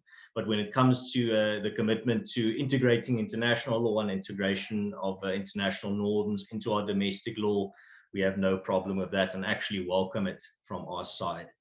AfriForum supports certain aspects of the amendment as well that I would just like to outline here, such as the implementation of Constitutional Court recommendations, S versus OCA, removing infamous National Liberation Clause, S114, to address tension between commitments to the African Union and the United Nations, accession to previously ignored conventions relating to highly specific species of terrorist acts, for example, maritime and nuclear. The state has identified the objective of the amendment to be as follows: to update the Principal Act to developments in international law, to give effect to certain constitutional court judgments, and to address challenges experienced with conducting investigations and prosecutions. AfriForum does not substantively question the means by which the first and second objectives are to be achieved. It is the third objective which has been inexpertly executed and thereby dooms the proposed measures to legal review and scrutiny should they be passed. There is a glaring discrepancy between those provisions intended to update the core of the Act and those which are intended to expand the state's police powers. The latter apparently have more tacked on. The latter apparently has more tacked on as an afterthought and has not been properly considered. AfriForum's written submission outlines that we submitted earlier, outlines the specific sections that should be reconsidered and or severed from the amendment on grounds of necessity, practical workability, and unconstitutionality. The Protection of Constitutional Democracy Against Terrorist and Related Activities Act has not been frequently utilized and consequently has not been frequently tested for constitutional compliance. Legal scholars have however indicated that the Act is long, firstly, and that it's complex, overbroad, and vague in several worrying material aspects. At times going further than even the United States' anti-terror legislation and the International Security Act employed by the apartheid regime to quell dissidents and commit atrocities. Therefore, one of the big problems with the Act is that certain aspects of it goes even further than even the apartheid regime's anti-terrorist legislation. This fact must necessarily be borne in mind by the legislature, which seeks to extend and strengthen the state's powers in the terms of the Act. AfriForum acknowledges the need for legislative intervention. This is very important. It should be noted that AfriForum does recognize the need for intervention in this legislative field to some extent. As the state will be aware, reports this year indicate that South Africa has become a hub for money laundering and financing of terrorist groups. It appears beyond doubt that South Africa is abused as a conduit, both for foreign groups to funnel money to the subsidiaries in Africa and for supporters of such groups to funnel money in the other direction. This has been widely reported and is a reality that I'm sure the government is also aware of. South Africa is an entry point, therefore, and a hub for terrorists and other agents operating outside of our borders, rather than that terrorism being an immediate and pressing threat to the safety and security of South Africa and its citizens itself. Rather, South Africa is serving as an entry point and a hub for those terrorists then operating outside of our borders. The threat of domestic terrorism aimed at South Africa itself, while certainly a growing threat, is presently in a very early and embryonic stage.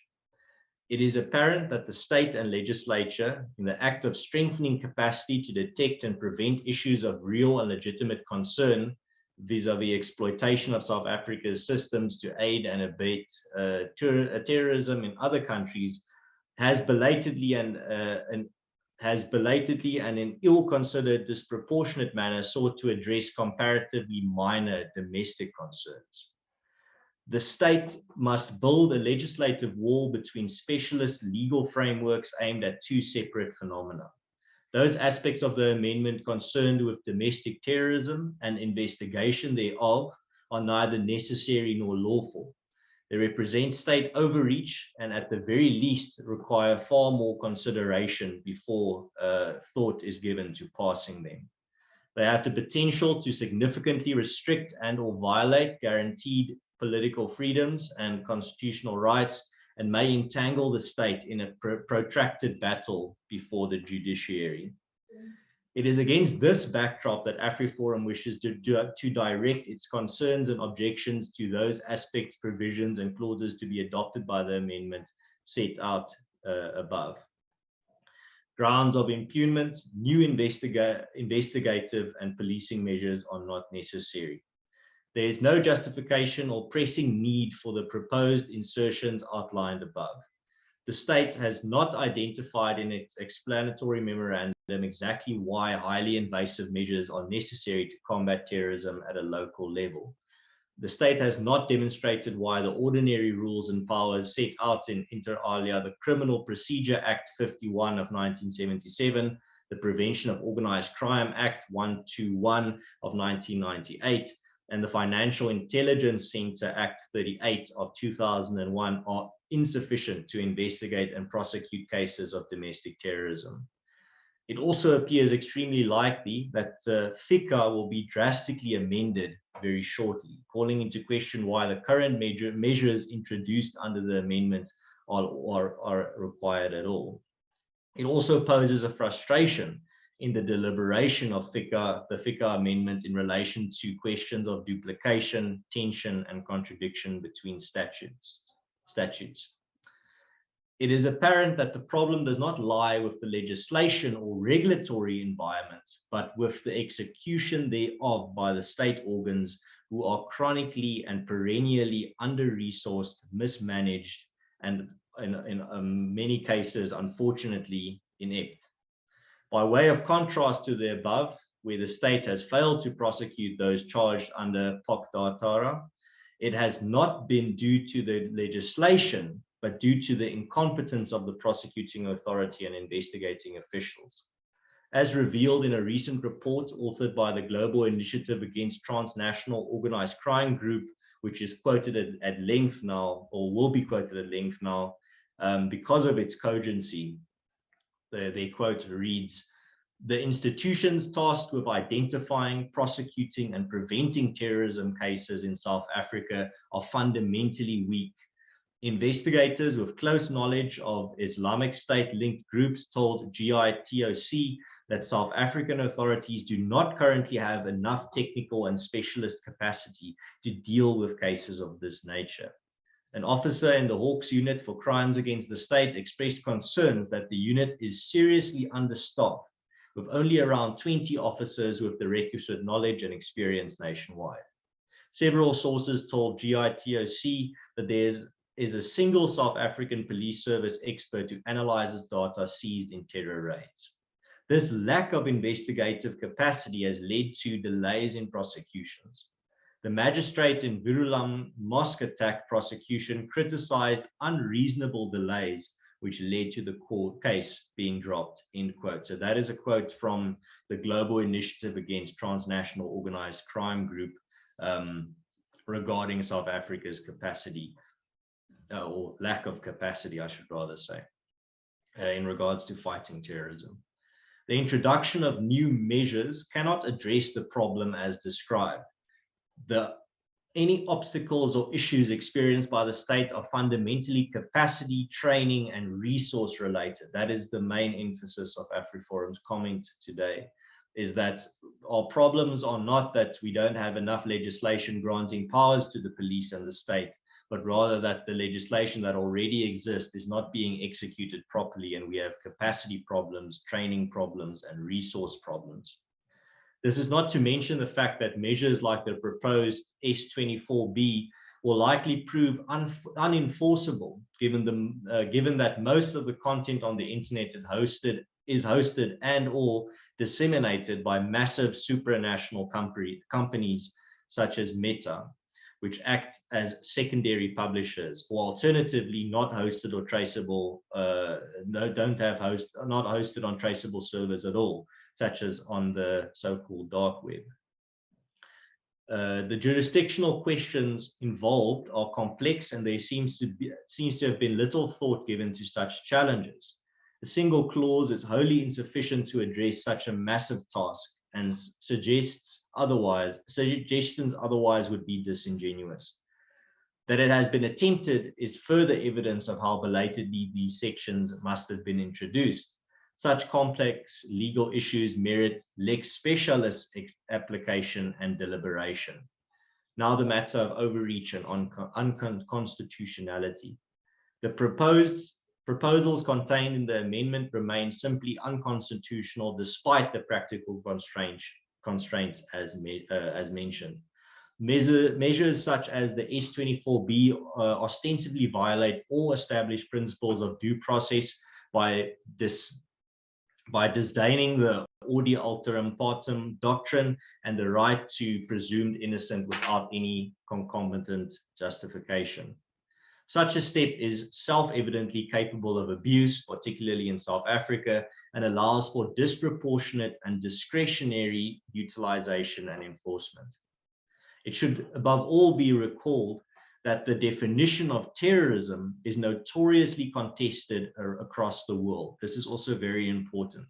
When it comes to the definition of terrorism, all across the world, it is a highly contested definition. There is no single internationally agreed upon meaning of terrorism. The South African definition is generally no poorer or better than any other. The fact remains that the inherent uncertainty and vagueness associated with the act of terrorism enjoins the legislature to tread extremely carefully where criminal liability is tied to such a vague, flexible, and broad definition, which is also politically loaded. To mention but one example, the proposed S3A contains the word encourage as an act or conduct attracting criminal liability. The UN itself advised that the word encourage is part of a package of terminology that is overbroad in terms of anti-terror legislation, which with reference specifically to legislation adopted in Southern Africa. S3A could also criminalize conduct that would not otherwise constitute terrorism. Criminalizing the mere ownership of such material self-evidently creates enormous potential for abuse and is wholly disproportionate to the threat actually posed by domestic terrorism. The amendment would criminalize curious individuals who may have no link whatsoever to terrorist groups or intend to act in any way. To those who incite others to terrorism, vague concepts such as glorifying, justifying, or encouraging terrorism should not be used. The well-known RICA controversy and abuse of interception processes against investigative groups like Amabungane serves as an extremely prescient example of how expanded powers of investigation cause more harm than good. The proposed measures pose the exact same risks. In addition, on broad basis, the proposed measures have the potential to unjustifiably violate the rights to freedom of expression and association, to privacy, to freedom of a conscience, access to information, among a host of other civil liberties and guarantees. Examples of how the vagueness and overbreadth of the definitions of terror activity and terror-related material, both in quotation marks, combined with expanded discretionary powers of investigation and action, may have disastrous effects, if not that are not difficult to imagine. The brewing political storm surrounding the so-called Cape secessionist movement is pertinent. Under the present definition, with the adoption of the newly proposed measures, any person advocating or, in quotes, encouraging secession would be criminally liable and vulnerable to bans or access to information or even freezing orders based on the lowered standard for reasonable grounds and the notion of endangering the unity or territory of South Africa. The above is further underlined by the fact that the amendment proposes severe increases in the sentencing for offenders thereunder. Failing to address the above concerns will in all likelihood engender legal uncertainty, further delay the prosecution of cases as astute defense counsel exploit the definitional and constitutional lacunae, and account for inefficient duplication between statuses, particularly in light of legislation like the Regulation of Foreign Military Assistance Act 15 of 1998, as well as the very recently promulgated and similarly controversial Cybercrimes Act 19 of 2020, which has partially commenced and provides for significant powers of search and investigation. In regards to a missed opportunity, AfriForum is of the firm view that the legislature would have been far better served and even constitutionally enjoined to rework, simplify, and tighten the definition of terrorist activity and similar deficiencies as outlined by scholars over the years, in addition to the welcomed and positive developments as set out above. Such efforts, in combination with the interrogations as proposed, and in the absence of expanded investigative powers afforded to the state, would have been represented noteworthy legislative work. In conclusion, the impugned provisions suffer from an acute lack of necessity and justification. By passing the bill, the legislature would be creating problems in response to an issue which barely requires a solution at this stage. These problems would affect every South African who engages in the online political world or even purports to support a mildly controversial cause. The above is lamentable, given that there is certainly aspects of the amendment which are laudable and represent a symbolically and practically important gesture to the international community. AfriForum therefore welcomes an update of the Act, and insofar as it seeks to bring it's in line with the developments in international law and constitutional court judgments. AfriForum, as I stated earlier, has also submitted a written comment in regards to the bill that goes into more detail regarding our comments. AfriForum does not support the passing of this bill in its current form. AfriForum does not support those amendments which intend to expand the state's police powers to address challenges experienced with conducting investigations and prosecutions, in quotation marks. These provisions are doomed to legal review, scrutiny, and a slew of litigation should they be passed. The provisions which intend to grant greater powers to the police infringe unfairly on many fundamental rights, including the rights to freedom of expression, association, political freedom, right to privacy, to freedom of conscience, access to information, etc. There's no single internationally agreed upon definition of terrorism, which is also very important in regards to AfriForum's comment. We cannot just use the term terrorism willy-nilly or trivially. It is a very highly contested term. The wide definition used by the Act is problematic because it would enable the state to criminalize normal citizens supporting one side of a controversial topic, or those who criticize the government as encouragement or indirect facilitation of terrorism. Real-life case studies included in AfriForum's comments show that the actual problem is not insufficient legislation, but effective implementation of the existing legislation. In the current form, the bill opens the door for widespread abuse to silence and imprison critics of the government or its policies, and we do not have to look far for examples. In 2022, it was widely reported in the media that internal emails within the Department of Health described groups that opposed the government's proposed health regulations as, in their own words, instigating terrorism and, in quotes, sabotage. This is a clear indication of how this bill could potentially be used to criminalize normal citizens, if we already have internal emails referring to critics of the government as instigating terrorism. Further legislative provisions which grant greater power to the police and state are unnecessary. The existing legal framework is sufficient. The problem is implementation and execution by state organs in the face of, firstly, widespread lack of sufficient resources, corruption, mismanagement, and cadre deployment. AfriForum remains of the view that this legislation should thus be reconsidered and postponed pending further deliberation, as well as pending legal reform in the financial intelligence sector. It should not pass as presently formulated. Thank you very much for the comment opportunity, and I hope that AfriForum's inputs here today and also in our written comment will be considered, and that it will contribute towards the formation and the reform of this bill.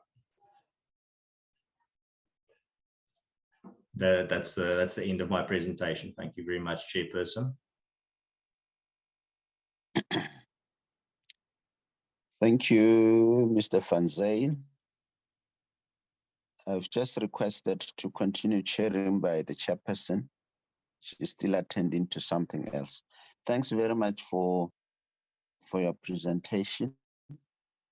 Can I get interaction with the presentation from members of the committee?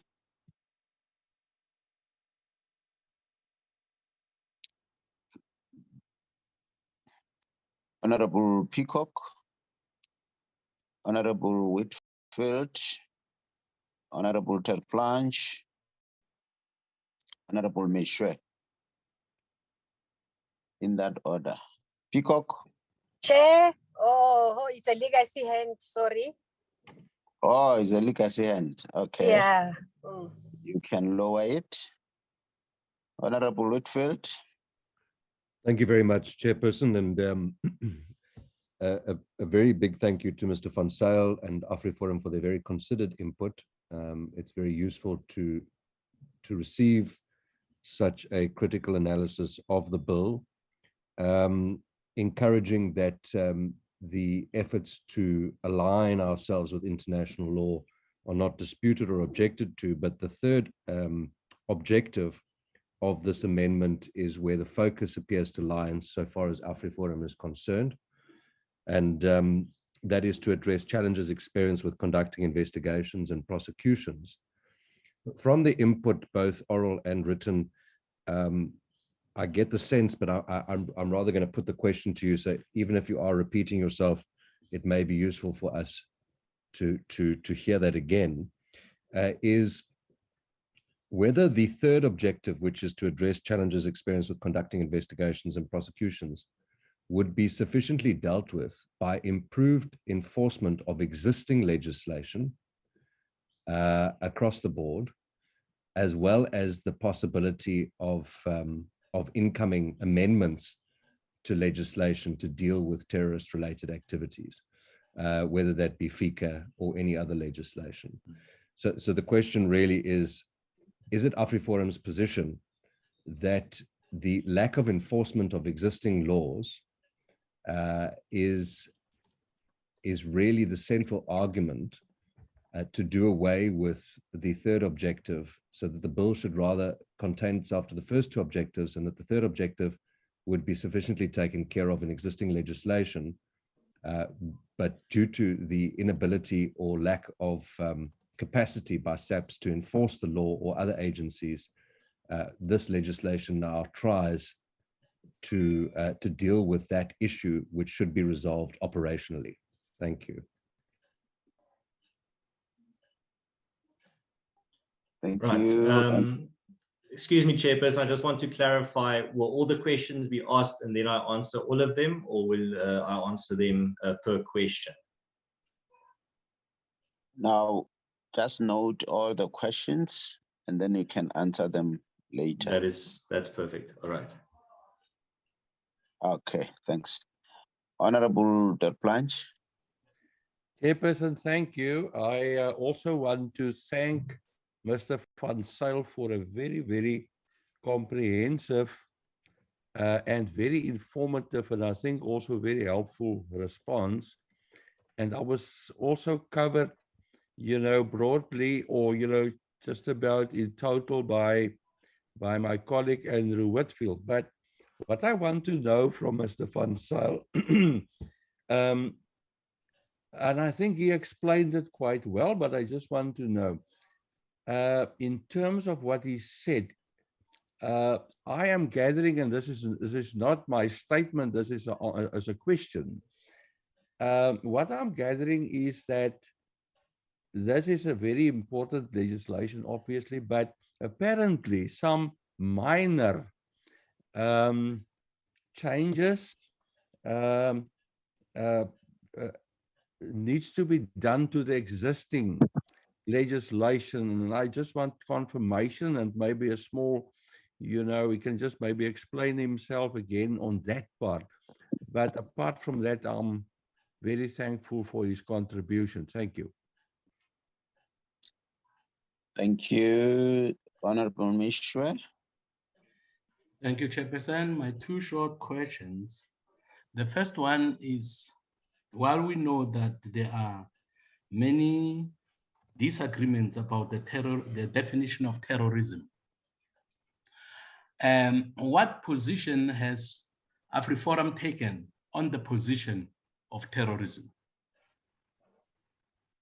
And my second question is, they speak about legislation that is invasive, that has highly invasive measures. Now, what have they identified as highly invasive measures? Thank you, Chairperson. Thank you, Honorable Mishwe.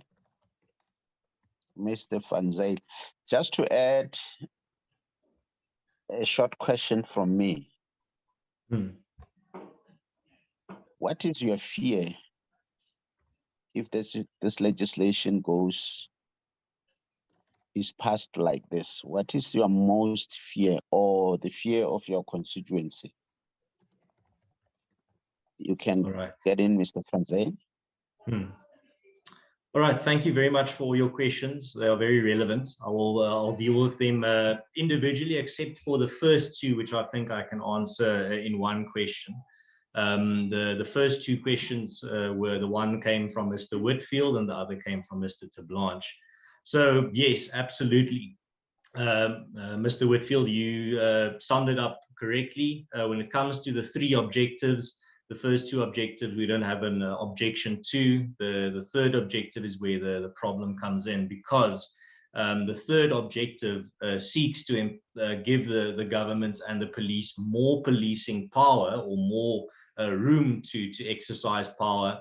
But this is not going to solve the problem. It's only going to give the government or going to create more opportunity for abuse of power or government overreach. Rather, as you correctly summarized, the problem is that we have legislation that deals with the problem. We have the legislation that makes it possible to fight terrorism and investigate terrorism in this country, but it's being crippled, and it's being put in a very difficult position, and it's being weakened by the fact that there's firstly a lack of resources. There's a lot of rampant corruption, unfortunately. There is a lack of sufficient training. There's overall a bad execution of the legislation that already exists. So even if more legislation were to be introduced, it wouldn't solve the problem of lack of resources, lack of training, problems with execution, because that new legislation would then also not be executed properly. But new legislation that grants more power to the government and the police service, more policing power to both, would create a larger opportunity and avenue for abuse and overreach, which is why AfriForum's comment is a lot more preventative than that's where the focus is, because prevention is better than cure. It's better to prevent abuse of power and overreach rather than to have it happen and then you have to address it. So that's my answer to both, for the question by Mr. Whitfield and then also by Mr. Tablanche. The question from Mr. Mishwa in regards to terrorism, it is definitely a contested definition, but I think when it comes to the definition of terrorism, we will have to look at where the most credible international actors, how when they do define terrorism, how it is defined, and when we take all of that into consideration for our own use of it. But AfriForum's main problem when it comes to vagueness and definition comes specifically to, and this is something that the UN has also pointed to, terms such as encourage or glorify. These are very vague terms.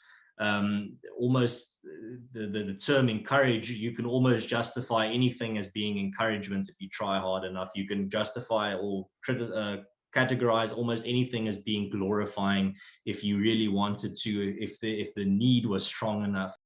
So, and we've seen this, for example, I think we as South Africans don't have to look very far in our very recent history of just the previous regime.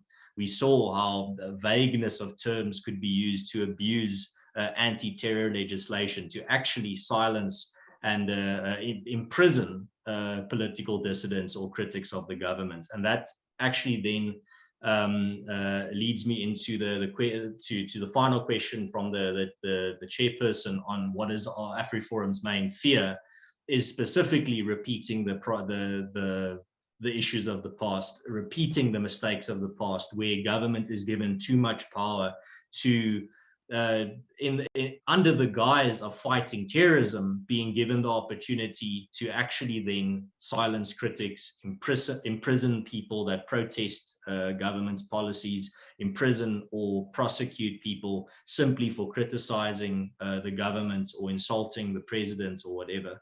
That is what we are, the big fear is, and what we are trying to avoid from AfriForum's side, where normal citizens who criticize government legislation or criticize government policies are then criminalized by a vague term like encouraging terrorism or glorifying terrorism, or as I stated earlier. So that's the main issue that needs to be looked at, is where not the fact that terrorism should not be investigated and fought.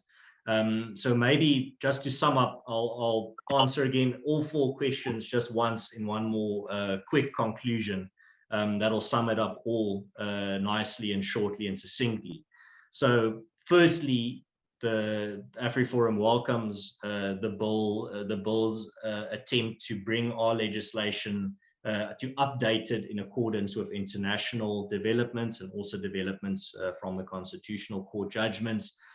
But then secondly, our problem comes in where we don't need to grant the government and police more policing power. We need to, the legislation that already exists is sufficient. The problem is when it comes to the legislation that exists for fighting terrorism and investigating terrorism, is that firstly, there's a lack of training, or training is not sufficient. There's a lack of resources or wasting of resources. There's unfortunately rampant corruption. There is the matter of cadre deployment, where people are not being put into positions of merit, into positions based on merit. And then lastly, there's the problem of just the police not having the manpower to be able to, or rather the resources to execute the existing legislation. That needs to be looked at, rather than introducing new legislation that just adds more policing power to the state. And then finally, what AfriForum is trying to avoid is that the opportunity is created for government overreach and abuse. That we are not putting a time frame on it by saying that if this bill were to be introduced, the abuse will start within a month or within a year. But it creates the opportunity that somewhere down the line at administration, whether that be a year, 5 years, a decade, will use this legislation as an avenue and opportunity to silence critics of the government or opposition to the government under the guise of fighting terrorism, as the previous apartheid regime did. That's what we are trying to avoid, and what we're trying to make sure that there's no opportunity for that to happen. But yeah, I think that's the end of my answers to the questions. Thank you again, they're very relevant. And yes, thank you for considering our inputs. And I hope from our side it was useful. My apologies. My apologies. May I interrupt you? No problem, Chairperson. May I interrupt you? Could those who did the APP, they could be dismissed, and then the civilian secretariat can stay behind. DM, you agree that the team who did the APP, they could leave the meeting, they dismissed now, and then the civilian secretariat and your deputy national commissioner could remain in the meeting. Do you Yeah, agree? thanks. I agree to that. The deputy national commissioner can remain, and then the rest of the team can be released. Thanks. They are released. Thank you very much for their presentation. You may continue, and my apologies for interrupting you. No, it's absolutely no problem, Chairperson. My answers to the questions have concluded exactly at that point, so there was no interruption. Thank you. Honorable Whip, may you continue, please?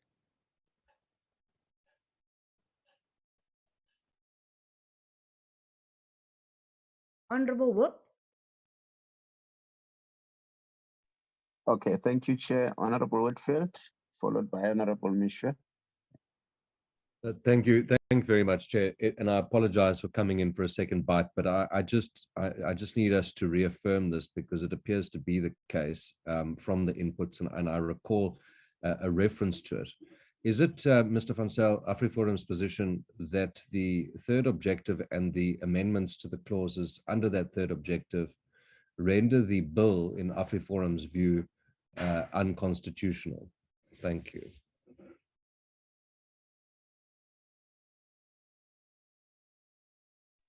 Honorable Mishra. Thank you, Honorable Whip. Earlier in his presentation, Mr. Van Zyl said prevention is better than cure, and we agree with him on that. In the light of that, I don't think my questions have been answered, because if he agrees, well, if he knows that many people have different definitions for terrorism, my question was to ensure that we do not put the definition of terrorism the way the AfriForum does not agree with. What would satisfy them? How would they define terrorism? Don't want to have it in there? And then they came later and said, we don't agree with this. What would they agree with as a definition of terrorism? And secondly, the question of highly invasive measures in the bill, what are they? So that they can be looked into or maybe even excluded. And how does he or AfriForum define more policing powers? What should be avoided when police are given powers, or those powers are reviewed, but they are concerned about police being given more policing power? What does he mean by that? Thank you.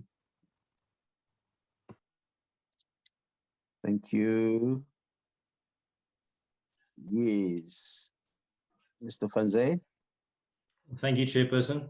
Firstly, answer to Mr. Whitfield's question, yes. In regards to the third objective, if it is not reviewed, it will render the bill, will then fall victim to a slew of legal review, scrutiny, and litigation should it be passed, and it will definitely then be found unconstitutional. So therefore, there needs to be a review of that third objective in earnest. In regards to the question from Mr. Mashu, in regards to invasive policies and what more policing entails, well, firstly, and then the definition of terrorism, I think the definition of terrorism that is the most solid is definitely the one where terrorism is defined as the unlawful use of violence and intimidation, especially against civilians in pursuit of political aims.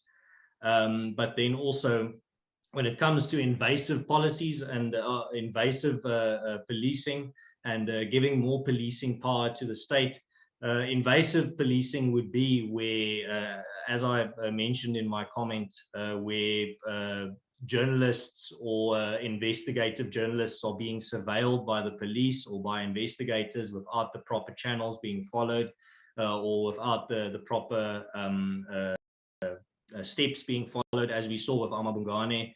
And then more policing powers would entail where you give the police or you give the government or the police that ability to do more in regards to investigating people that violate their rights. For example, surveilling or listening in on people's phone calls or investigating them without going through the proper channels, without getting the proper warrants, without going through the proper process before getting permission to do that. So giving the government or police the extra power would mean one of the examples of how that could happen would be to say, well, if a certain suspect is of certain high enough profile, we can violate his rights. It doesn't matter, he is a terrorist. That is what we're trying to avoid. That's exactly what the apartheid government did, and that's what we want to avoid happening in the future.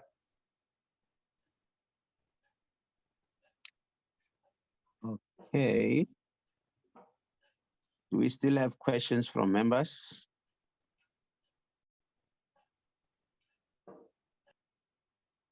Now, my last question to you, and I'm going to give DM to comment also before we release you, Mr. Van Zyl. Because this is an amendment to the existing act. Do I understand you correctly to say, in your view, the existing act is enough?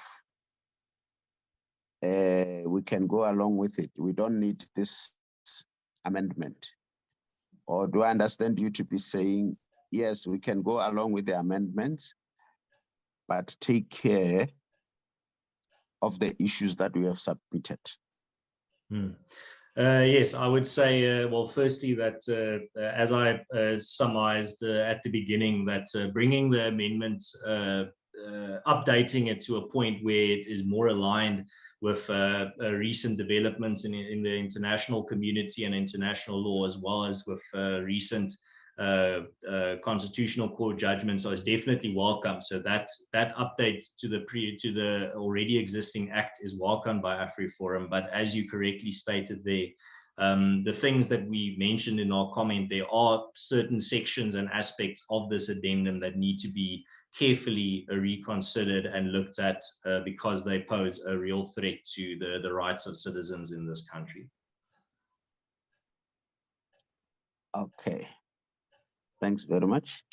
DM, do you have a comment on this submission before we release Mr. Van Zyl? No, just to appreciate his participation in the process. What I pick up is he's not necessarily opposed to this amendment bill. He's just having some concerns, and I think we should note that. Yeah. Thank you. Okay. Thanks very much, DM.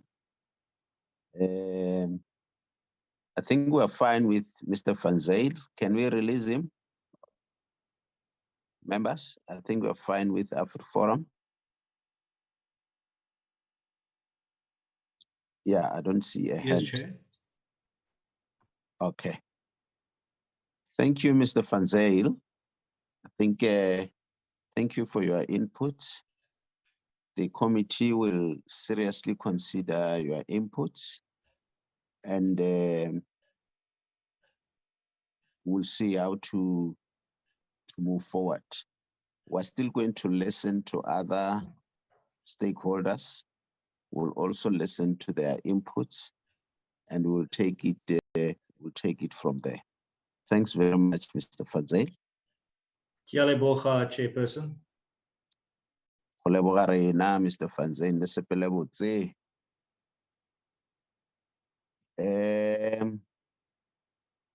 It is now almost 11:30. Who's the next to present? Nicolette? Chair, it's the ICRC, Ms. Sarah Mabeza, the International Committee for Red Cross, the ICRC. Are you available now, Chair? I'm Continue. listening. I'm listening, but can you assist, please? All right. Miss Sarah Mabeza. Yes, good morning, Chair. ICRC. Good morning, members. You're welcome. We're in your hands. Thank you. Thank you so much, Honourable Chair. I'm just going to be pulling up my presentation now on the screen. If you'll just give me 1 moment. Let's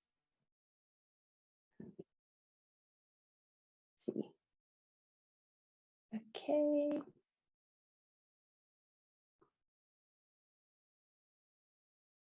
The screen sharing has failed to start. Ms. Babalo, is there any chance that you could bring the presentation up for me? It's not coming on my side.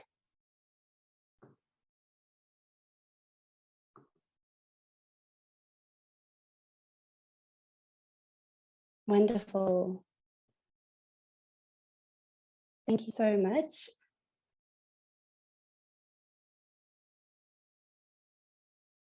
Okay, if you could go into presentation mode for me.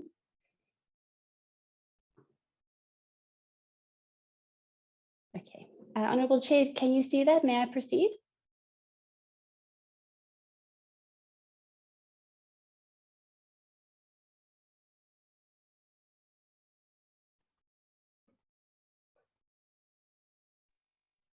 Yeah, you can Chair? proceed. You can Okay, proceed with wonderful. it. Yeah. Thank you so much. Ms. Babalo, if you can just go to the title slide. Good morning, Honourable Chair, Honourable members and colleagues. My name is Sarah Mabeza, and I'm a Regional Legal Advisor based at the Pretoria Delegation of the International Committee of the Red Cross. Thank you so much for the opportunity to address you today. I'm going to start by sharing some information on who the International Committee of the Red Cross is and why we are interested in the proposed amendments to the Protection of Constitutional Democracy Against Terrorist and Related Activities Act. I will then share 2 concerns that we have with the proposed amendments based on humanitarian principles. These concerns have also already been sent to the committee in writing. Ms. Babalo, if you could please go back 1 slide, the one that starts no back. Yes, thank you, that one. Thank you very much. The International Committee of the Red Cross, or the, sorry, Ms. Babalo, the one that says ICRC in brief, above that, slide number 2. Thank you.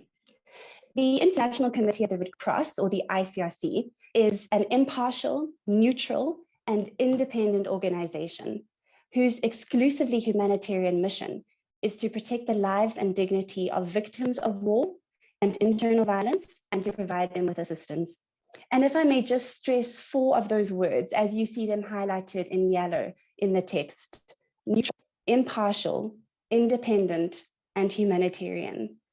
It is these characteristics of the ICRC that make us what is referred to as a NIHA organization, one that constantly performs a neutral, impartial, independent, and humanitarian role.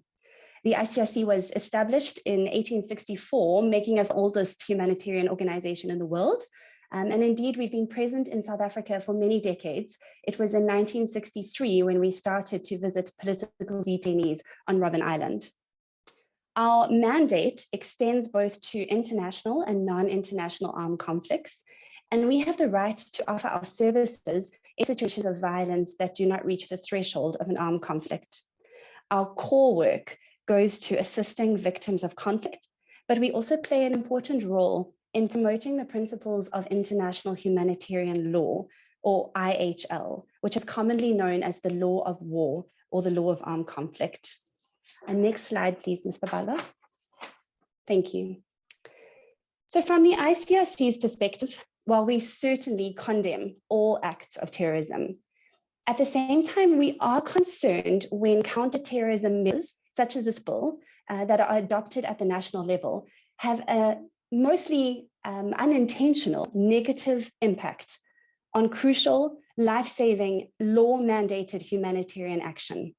So for instance, where such measures perhaps prohibit the direct and indirect provision of economic resources to listed individuals and entities, or where counterterrorism measures include humanitarian activities as a form of prohibited support, this can certainly have unintended consequences.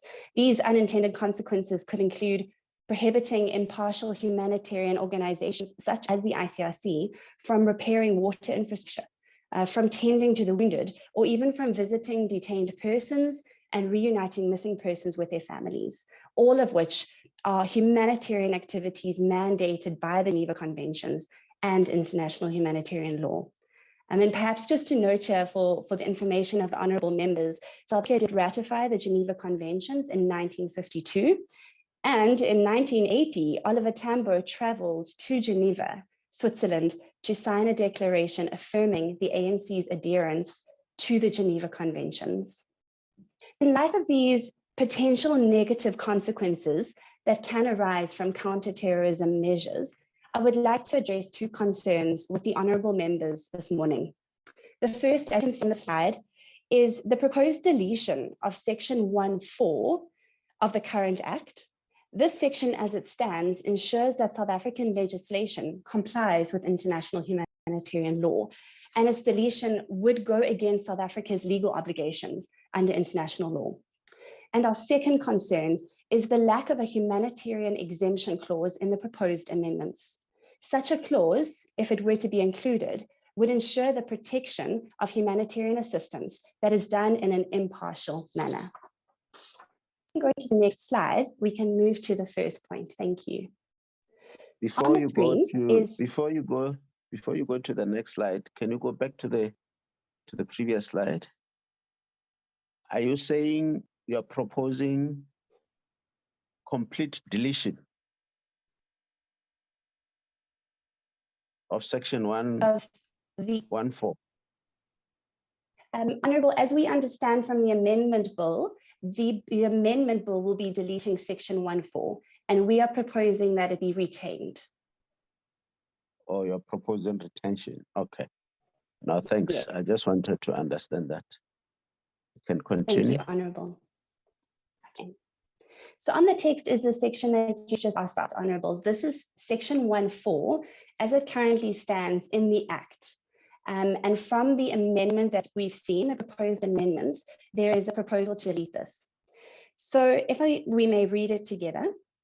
Notwithstanding any provision of this Act or any other law, any act committed during a struggle waged by peoples, including any action during an armed struggle, in the exercise or furtherance of their legitimate right to national liberation, self-determination, and independence against colonialism or occupation or aggression or domination by alien or foreign forces, in accordance with the principles of international law, especially international humanitarian law, including the purposes and principles of the Charter of the United Nations and the Declaration on Principles of International Law concerning friendly relations and cooperation among states in accordance with the said Charter, shall not, for any reason, including for purposes of prosecution or extradition, be considered as a terrorist activity as defined in subsection 1.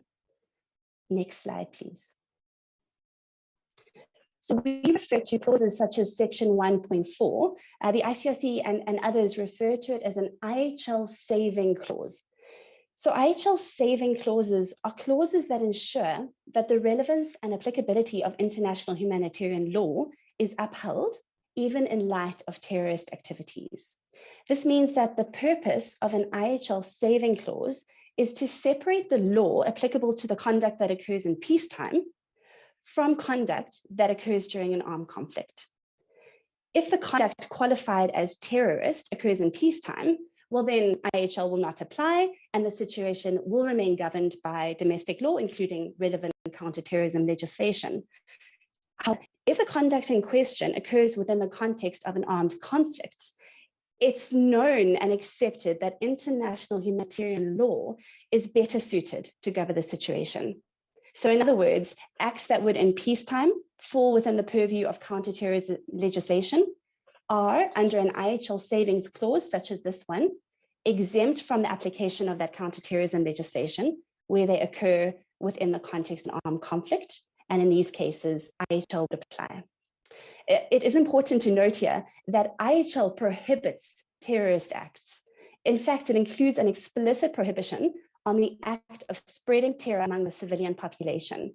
So where such acts are committed in the frame of an armed conflict, those individuals may be prosecuted for war crimes and will not go unpunished. It's just that they will be prosecuted under IHL provisions, such as, for example, South Africa's Geneva Conventions Act of 2012, rather than under counterterrorism legislation. South Africa is not the only state whose counterterrorism legislation includes such laws.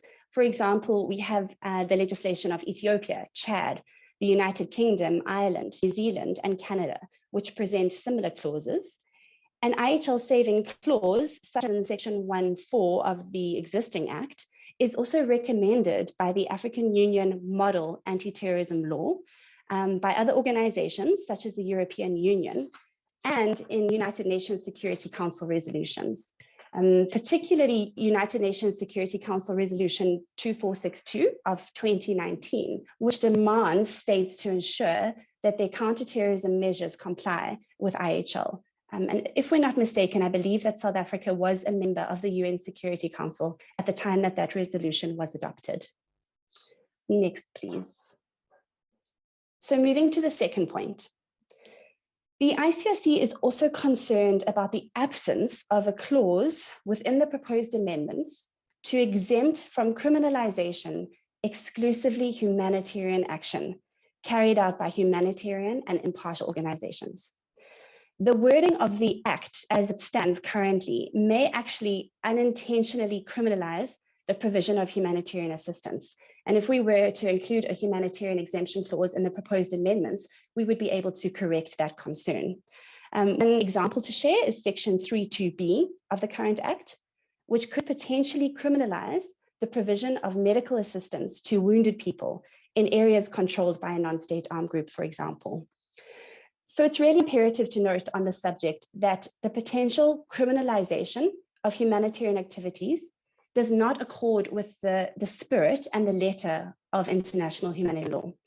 Indeed, the Geneva Conventions provide that impartial organizations may offer their services for the benefit of the victims of armed conflict. And this impartiality requires that the humanitarian services are offered without any adverse distinction based on criteria such as race, nationality, religion, ethnicity, etc. One of the core activities of the ICRC, as mandated by international law, is to perform medical activities in times of armed conflict, firstly for the civilian population, but also for weapons bearers. And other ICRC activities include the delivery of humanitarian goods in areas where non-state armed groups may be in control of territory. Just a last concern to share on this slide is another concern with how Section 3.2 reads in the Act currently, is it could also prohibit the dissemination of principles of international humanitarian law to weapons bearers. So it's important to highlight here that dissemination of international humanitarian law is not about intelligence sharing, etc. On the contrary, very little about IHL dissemination has to do with conduct of hostilities. It actually focuses largely on issues of humanitarian access to affected civilians particularly. And where dissemination of international humanitarian law does address conduct of hostilities issues, it very much focuses on precautionary measures that must be taken by weapons bearers in order to protect the civilian population. Indeed, in the long experience of the ICRC, I can say that such dissemination of international humanitarian law is very necessary for our activities, which are mandated by international law. And to end on this point, perhaps I can just share that IHL, international humanitarian law, is not about fueling warfare. IHL is about injecting a sense of humanity into warfare. And in our experience, once again, compliance with international humanitarian law has very often facilitated peace and reconciliation processes. Where parties to an armed conflict have largely adhered to the law, it often contributes to their negotiations to find peace. As you can see in the slide that we are looking at now, humanitarian exemption clauses have been included in the counterterrorism legislation of various jurisdictions, such as Ethiopia, Chad, Philippines, Switzerland, the United Kingdom, New Zealand, and Australia. And just like the first point I made on an IHL saving clause, the humanitarian exemption clause is also recommended by the African Union model law. Indeed, in the United Nations Security Council resolution of 2019, states are urged, when designing and applying measures to counter the financing of terrorism, to take into account the potential effect of those measures on exclusively humanitarian activities, including medical activities, that are carried out by impartial humanitarian actors in a manner consistent with international humanitarian law. And I'm sure you've seen them as I've been speaking, but there I have attached 2 examples of what a humanitarian exemption clause could potentially look like from the legislation of Chad and the Philippines. If we could go to the next slide, please. So one practical question that I thought might be raised and which I could address is why it would be necessary to exempt organizations like the International Committee of the Red Cross, where such organizations usually already have privileges and immunities in the country that would prevent them from being prosecuted for violations of counterterrorism legislation. And there are a number of reasons and arguments as to why this is the case. In short, the scope and the objective of the humanitarian exemption clause is generally not covered by privileges and immunities. What we find while the exemption clause is aimed at decriminalizing exclusively humanitarian activities carried out by impartial humanitarian actors, documents conferring privileges and immunities, such as the ICRC's headquarters agreement in South Africa, would confer limited functional immunity from criminal legislation for its international employees only, and insufficient. Another argument is that by having a clear exemption in national legislation, we remove the need and the difficulty for the National Prosecuting Authority to constantly take decisions as to the reach and ambit of the privileges and immunities of humanitarian organizations. The next slide, please, which is my last point in this oral submission, would just be to address one more practical question that is sometimes raised when we talk about humanitarian exemption clauses. And this is the question of the Financial Action Task Force regulations, the FATF recommendations. I would just like to address the fact that as we understand it, recommendation 8 of these non-legally binding recommendations stresses that states should review the adequacy of their laws that relate to nonprofit organizations, which the country has already identified as being vulnerable to terrorist financing abuse. This recommendation calls for focused and proportionate measures based on a risk assessment to protect identified organizations from this abuse. And such focused measures should not disrupt or discourage legitimate charitable activities, given the need for legitimate charitable activity to continue to flourish. So as far as we understand, South Africa has been rated non-compliant with regards to recommendation 8, and it's evident from the 2021 Financial Action Task Force Mutual Evaluation Report on South Africa. And this non-compliance seems to be partly due to an alleged failure to identify charitable activities that are at risk of terrorist financing abuse. So we as the ICRC would like to respectfully submit that exempting exclusively humanitarian activities that are carried out by impartial and humanitarian organizations from the scope of counterterrorism legislation would represent a step in such an identification process. The proposed humanitarian exemption clause would therefore allow South Africa to retain control on organizations' activities that might not be exclusively humanitarian, while avoiding that the whole humanitarian sector be disrupted or discouraged. If you can move my last slide, please, Babala. Thank you. So in summary, as states adopt legislation and other measures to counter terrorism, it is of course important that they do so in compliance with their obligations under international humanitarian law, as well as with principled humanitarian action in mind. The ICRC would therefore respectfully propose that Section 1.4 of the current Act not be deleted as proposed in the amendments, and that the proposed amendments to the current act should be extended to include a humanitarian exemption clause. Thank you so much once again for the opportunity and for your attention. And I'd be happy.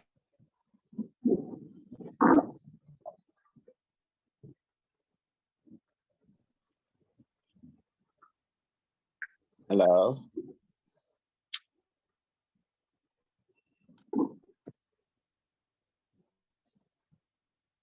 Are you done? Happy taking. I'm sorry, did you lose me there? We lost you. You were still dealing with summary. With the summary. Okay, thank you very much. I was just saying that in summary, we need to make sure that any counterterrorism legislation that is adopted is done so in compliance with South Africa's obligations under international humanitarian law, but also with principled humanitarian action in mind. And so the ICRC would therefore like to respectfully propose that Section 1.4 of the current Act not be deleted in the proposed amendments, and also the amendments take the opportunity to extend and include a humanitarian exemption clause. And then I just ended by thanking you very much again for the opportunity and for your attention. Thank you, Chair. Can we see your face? I tried to put my video on. It says that my camera is not connected. I'm so sorry. All right. I'll try fix it while I hear the questions. All right. There's the presentation, honorable members. Can I check whether there are questions for clarity?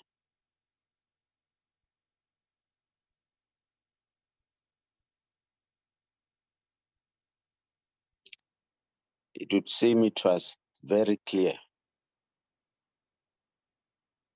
Oh, Chairperson? Thanks, Chair. May I just get a bit of an understanding, a clearer understanding? It's not a question. That you are speaking about humanitarian aid to terrorists, ma'am. Now, this is a very huge challenge internationally. So I just need you to expand on what you mean by humanitarian aid to terrorists. And then I think that the Secretariat has presented us with an argument which is against what you are presenting. So we'll study all these submissions very carefully. And if needs be, Honorable Chair, the presenters will be invited to next week's meeting for further engagements. So allow us to just contextualize the presentation, especially this one. I'm not expecting ma'am to respond to me, but my concern basically is the humanitarian aid to terrorists, and what exactly, if she could just assist me in understanding it a little bit better. Thanks.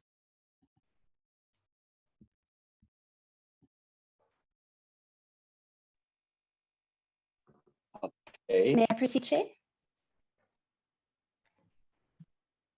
Let me check. I see Honorable Meshwe is trying to speak. Do you want to say something, Honorable Meshwe? Yes, Chairperson. I was also struggling with that the assistance that is offered has to be quantified. What kind of assistance is it? Are you talking about medical aid? Are you talking about those that are hungry, you are going to feed them?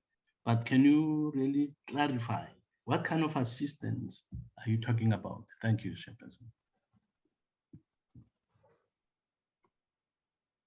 Thank you, Ms. Mabeza.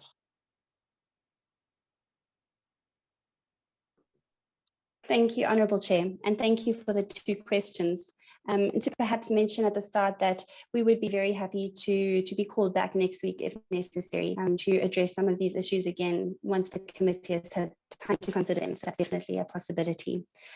On the issue of what we mean by humanitarian aid to terrorists, I agree, Honourable Chair, that it is a big issue and a big question. I think what I must point out from the start is that international humanitarian law, DPICRC, we do not classify people as terrorist wanderers. That's not our job, and we don't see that terminology in international humanitarian law. What international humanitarian law does provide for is the fact that there should be humanitarian access to all people affected by armed conflicts, whether those armed conflicts international in nature or non-international in nature, and they're talking, for example, of a civil war. So in any case of an armed conflict, people suffer, both civilians, but also weapons bearers when we find them no longer bearing arms, just when they are wounded or sick. And the law mandates that humanitarian aid, such as ICRC, should be given access to those people to provide humanitarian assistance. The reason why we are interested in talking about humanitarian assistance in the framework of counterterrorism, because what we often find, Honourable Chair, is that we are given access to population in territories that are controlled by non-state arms. So the civilians in those populations are in dire need of assistance, whether that is medical assistance, whether it be repair walls, for example, so that there's access to water again, whether it be providing new seedlings for farming because all the crops have been destroyed by the warfare.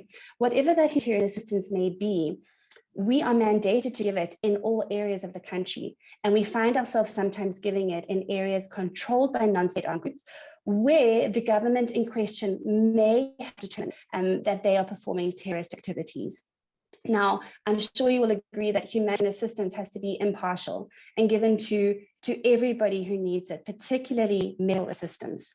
And so we find ourselves in situations where doing our job, as mandated international law, could be interpreted by certain people as humanitarian aid to terrorists.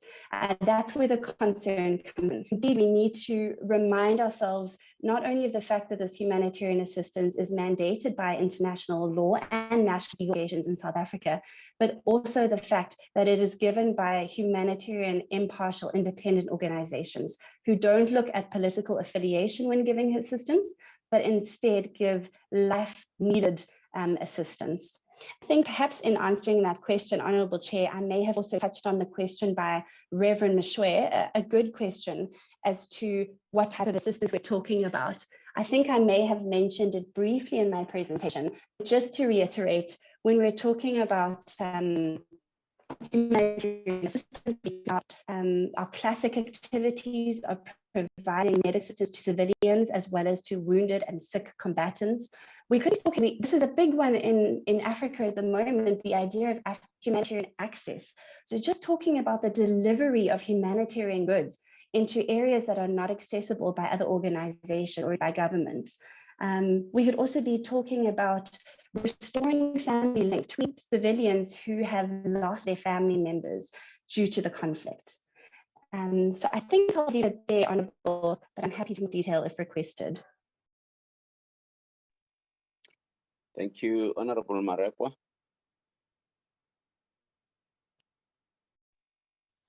No, thank you, Chairperson. I just want I would need clarity, having listened to the presenter, Ms. Mabeza, saying that they don't classify, and then what they do, they don't classify individuals coming to their centers or shelters. But also what they do is that give life-saving support and so on. Now I want to check, because it might happen that someone coming from a conflict-ridden country area running to the Red Cross centers, how then in you assisting those people, are you gonna be aware or know that this person might be a person, a fugitive from the law enforcement agencies in their country, highly wanted by security agencies in their country or area where they have run from. How do you, is there any screening to know that as much as you give life support to the individuals, but that you are not harboring people who have run away from their country being wanted or sought by their law enforcement authorities from where they come from? How do you assess if you are not categorizing individuals? Thank you, Chairperson.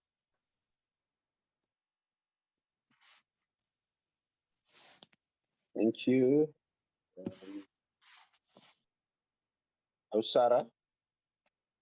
Thank you, Chair. Thank you, Honourable, for that very good question. It's perhaps an opportunity for me to share a little bit about the due diligence measures that we as the ICRC employ in all of our humanitarians. Perhaps I can just share that we take as much due diligence as possible to ensure that our activities are not, for lack of a better word, not for benefit of, as you said, fugitives, etc. So what we do is we select our beneficiaries beforehand. We don't go into these areas without a clear understanding of who needs our assistance. We have colleagues, mobile delegates on the spot in these areas to guarantee the identity of the beneficiaries before we deliver the humanitarian assistance. We have points of contact in these communities, often with elders or the example, who can show us and determine together with them who is the people that need the beneficiary assistance. We also have what we call post-giving monitoring to ensure that we go back to that same community of the delivery of humanitarian assistance to ensure, as I'm sure, that it's in the right hands and has not been diverted.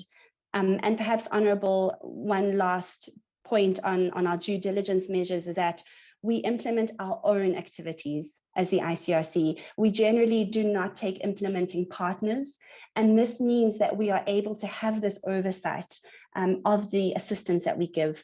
One perhaps exception to that is that we do have the National Red Cross and Red Crescent societies, which exist now in almost every country in the world. So for example, in South Africa, we have the South African Red Cross Society, and where we do implement with a partner, it's always the National Red Cross or Red Crescent Society, which is a trusted member of our Red Cross movement.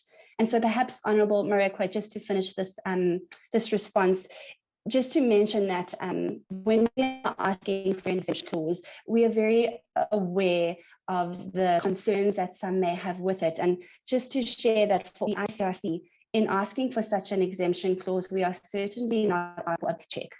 We are very aware that these due diligence measures that we take on our part are crucial and are a crucial part of having the exemption legislated in national law. I think I'll leave it there, Honourable Chair. Thank you.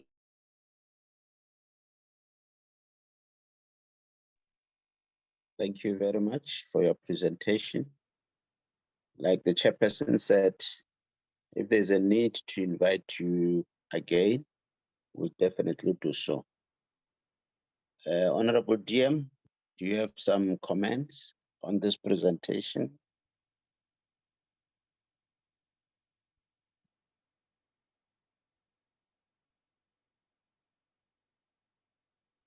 Okay. I think we can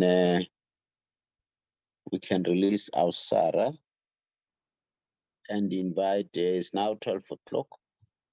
I would want us to be done by 12:30 so that we give honorables an opportunity to go to the house, those who are supposed to go to the house. Can we invite Dr. Skuman? Thank you, Chair. Let me just share my screen quickly. Can you see my screen, my presentation?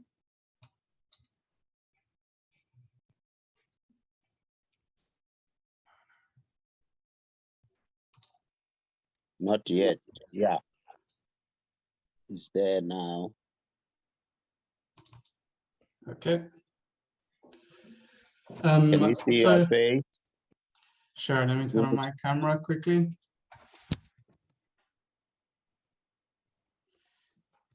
Good afternoon, honorable members and colleagues.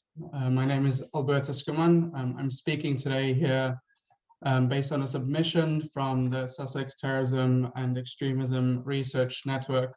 So I originally wrote this submission on the bill with my colleague, Dr. Matthew Garrett, who is a United Nations expert advisor on counterterrorism. To introduce myself, I have a PhD from the University of Sussex, and I've worked previously for the Institute for Security Studies. I've worked with Interpol, UNODC, the Brookings Institute, the World Bank on issues of conflict and violence across Africa. I've been involved with developing 2 regional counterterrorism strategies in Central and East Africa. So I do have a bit of experience in this. I have a few quite targeted points that I'd like to make today. The legislation proposals in the amendment, I think, are quite strong. I know that a UN expert panel has looked at this and have given good suggestions to bring our current legislation in line with international standards and contemporary issues. So my presentation today is quite short, it's very targeted, and you'll see in quite a few places it is quite nuanced, but that is quite deliberate, because when we are dealing with an issue such as terrorism, we don't really have a lot of time for case law to develop to help us understand how to interpret this legislation. Instead, we have quite few opportunities when we are forced to, unfortunately, apply this legislation. So we would like to get it right in those cases that we do have to apply this.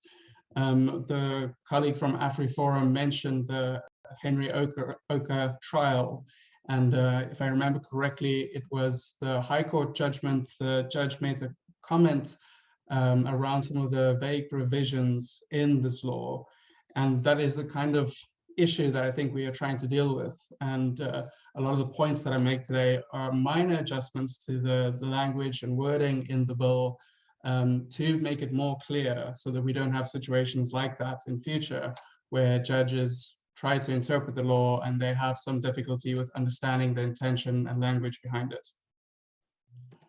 So just to give you a brief overview of the context of violent extremism in South Africa, I'm sure many of you know all of this, but I'd like to just remind everyone to frame the suggestions that I have going forward. So in the past, in terms of domestic groups, South Africa has had to deal with issues from extreme far-right groups such as the Boeramag, as well as people against gangsterism and drugs that in the 90s carried out some terrorist activities, primarily in the Western Cape. And then further, we've seen some international linkages in South Africa to Al-Qaeda, Al-Shabaab, and more recently, Islamic State. In many of these cases, this has just been people passing through the country or trying to source financing from South Africans that are sympathetic to these groups. And more recently with Islamic State, we've now had to deal with the issue of foreign terrorist fighters. And a lot of this is precisely why we need to update this legislation. So this is a very welcome development. The amendments that have been proposed, I think, would go a long way towards aligning South African legislation with international best practice and with the UN conventions that South Africa is a party to. So the threat of terrorism has changed. I've mentioned foreign terrorist fighters and the posting of online content aimed at recruitment and radicalization, as well as illicit financial flows. And this is something that the bill is addressing, and of course is a very welcome development. And now we see the issue of Mozambique playing out on our borders, in which South Africa is quite involved, and I will return to that again later. I have posted here a link to a paper that I wrote in the past on this topic, so if this is something that you're interested in understanding better, please do take a look. The first area that has come up today that I'd like to talk about is on the definition of terrorist activity. Quite a few colleagues have mentioned that this is something that is contested. And there are 2 main areas around which terrorist activity definitions are generally contested. The one is related to the ideology, which is what I'll be talking about today. But the second one is quite strongly related to what our colleague from ICRC was just talking about in section 1.4. And this is a clause that you see sometimes, which essentially exempts certain groups that are related to liberation activities or self-determination or independence. I wasn't prepared to talk about this today, but I will mention that as well, just to give my take on that specific area and the removal of section 1.4. So in the current legislation that we have, there are two parts to the definition, and the amendment proposes to add a third part. So in the current legislation, we have a part A, which talks about or specifies the specific acts that are considered terrorist activity, and these are generally what we would call convention offenses. So these are the treaties that South Africa has signed up to under international law. This is related to hijacking of airplanes, related to nuclear offenses, all of these things. And part B of the current definition is the purpose behind the act: to create fear, to intimidate a government, to change their policy. So the amendment proposes to add part C, which would be including to the definition the issue of ideological motive or political or religious motive behind the act. And I argue that we should consider removing this reference to terrorist motive for the following reasons. So international instruments to which South Africa is a party, as well as UN Security Council resolutions, generally do not include this issue of a special terrorist motive, because it can be quite difficult and burdensome to prove. Generally, criminal law doesn't require this proof of motive. And when we're talking about issues such as terrorism, we need to be clear that we are separating the cause from the act. And what we should criminalize is the act rather than the idea. So if I can give a really obscure example, if we consider a territory such as Bougainville in Southeast Asia that is trying to find their own independence, we might see that we find some or we might agree with their motive and what they would like to do and what they would like to achieve. But what would be wrong would be for them to engage in terrorist activities, bombing innocents, and activities such as that. So we need to differentiate between those two. And when it comes to this inclusion of an ideological motive, I think that there is this issue in international law and contention around it, because this distinction is more theoretical than empirical. And if I could use another example, such as that of narco-terrorism and what we've seen with Pablo Escobar, the famous Colombian drug lord. This is a case where an organized crime group engaged in terrorist-type activities, such as the bombing of planes and indiscriminate violence, to pressure a government to leave them alone. And in a case such as this is very thinly ideological. This isn't really about politics or any specific cause that the organization is trying to prove. And if South Africa were to include this part C to the definition of terrorist activities, this would be limiting the scope of the applicability of the legislation. And the final point that I make here today is about understanding the context of terrorist groups in Africa and across the continent. So most groups today are quite hybrid.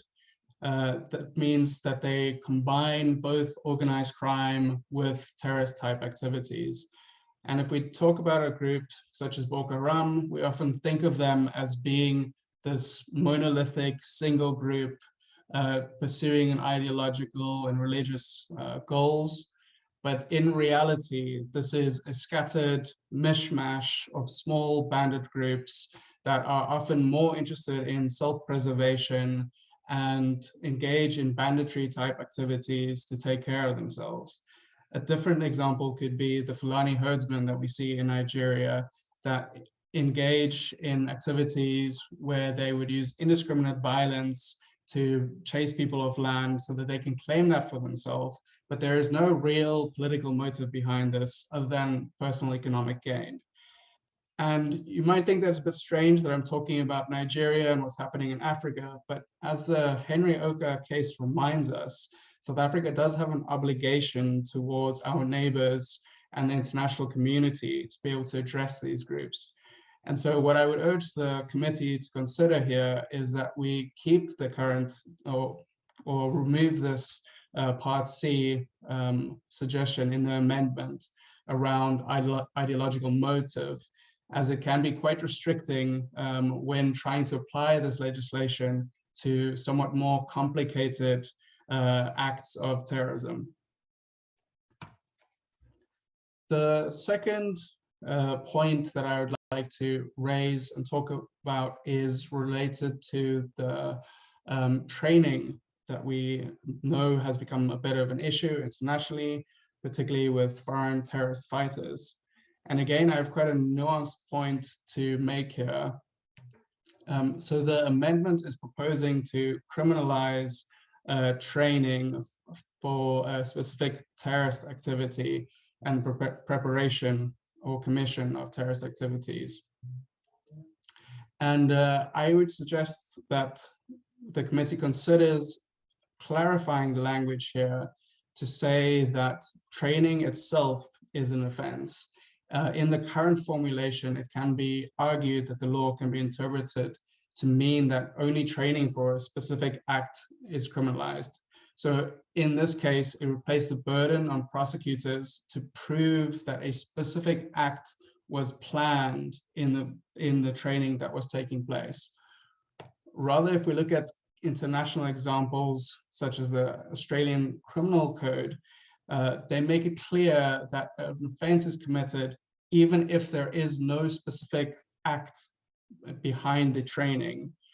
And again, this might seem like a small adjustment, but it is quite important when we have very few chances to successfully prosecute terrorist actors.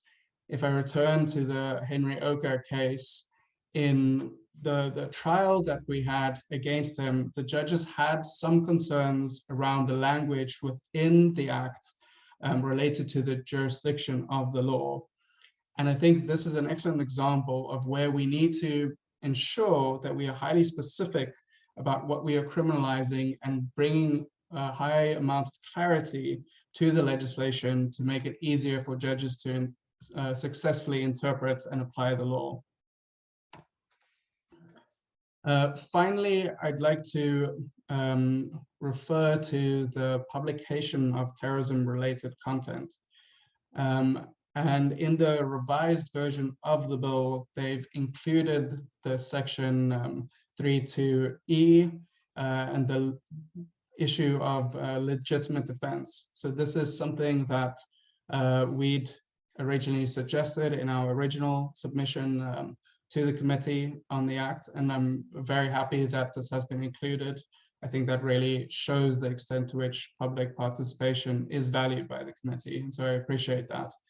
And I would just like to make a small suggestion around the wording of this language in the amendment. So currently it says, it has this clause of legitimate defense if the person's action or possession was for the purpose of carrying out work as a journalist or academic research. And I would propose that this language is broadened to say that exercising a profession in the public interest, such as carrying out a journalist, work as a journalist, or academic research. Broadening the language in this way, I think, would be a way of dealing with some of the issues that organizations such as AfriForum have raised around our concerns that this law might be overly restrictive. There are quite a few organizations in South Africa beyond journalists and academic researchers that are engaged in activity trying to prevent radicalization and the emergence of terrorist groups. If I think, for example, of some of the imams that we have across the country that will often seek to understand these groups, not for themselves because they're interested in joining these groups, but rather because they feel that they have an obligation to understand these groups so that they can speak to their communities about them, to explain what their issues are, and to speak out against these types of actors. So I would suggest that we broaden this legitimate defense language here so that we can create a space in which actors such as that are trying to combat radicalization can safely engage. To conclude, I think it's important that we remember what this law is about, and that is this question of the protection of constitutional democracy. So I think the mindset that we constantly have to have when we think about what we're including in this law is what would be necessary to defend our constitution and our democracy. And I think to a large extent, this is where some of the concerns that others have raised have come from. And I think this is precisely the kind of mindset that we should have and be careful in considering when are we overreaching and what is really necessary to preserve our democracy. Because we really do need to preserve freedom of expression, association, and legitimate opposition in whatever political form that takes, but without the use of political violence. And finally, when we talk about all of these issues, I think it's important to remember Africa's unique challenges and our responsibility to contribute towards criminalizing these groups. And in cases where these international actors have perpetrated terrorist activities in another country and then show up in South Africa, we need to have the ability to effectively prosecute them. And one last point that I would like to make is just around the section 1.4. I hadn't originally thought that I would talk about this, but I think it is worth considering. So currently section 1.4 can be considered a clause which legitimizes certain types of groups to engage in these activities. So this is something that you see in quite a few African countries, that they say that these activities in the cause of a liberation struggle are justified or excluded from the definition of terrorist activity. And I don't think that that is something that is compatible with international law and isn't appropriate, because as I mentioned earlier, we need to differentiate between the cause and the act. And the terrorist act, which is targeted at creating fear, at indiscriminate violence, should be criminalized. But we can't say that the ideology is necessarily a problem. So in my opinion, I do think that section 1.4 should be removed in its current form. But I do agree with ICRC around the importance of international humanitarian law. And so I think that there is more of a question of studying that specific clause in greater detail and understanding how we can nuance that better to make provisions for international humanitarian law without giving a free pass to certain groups. Thank you so much for the opportunity. That's it.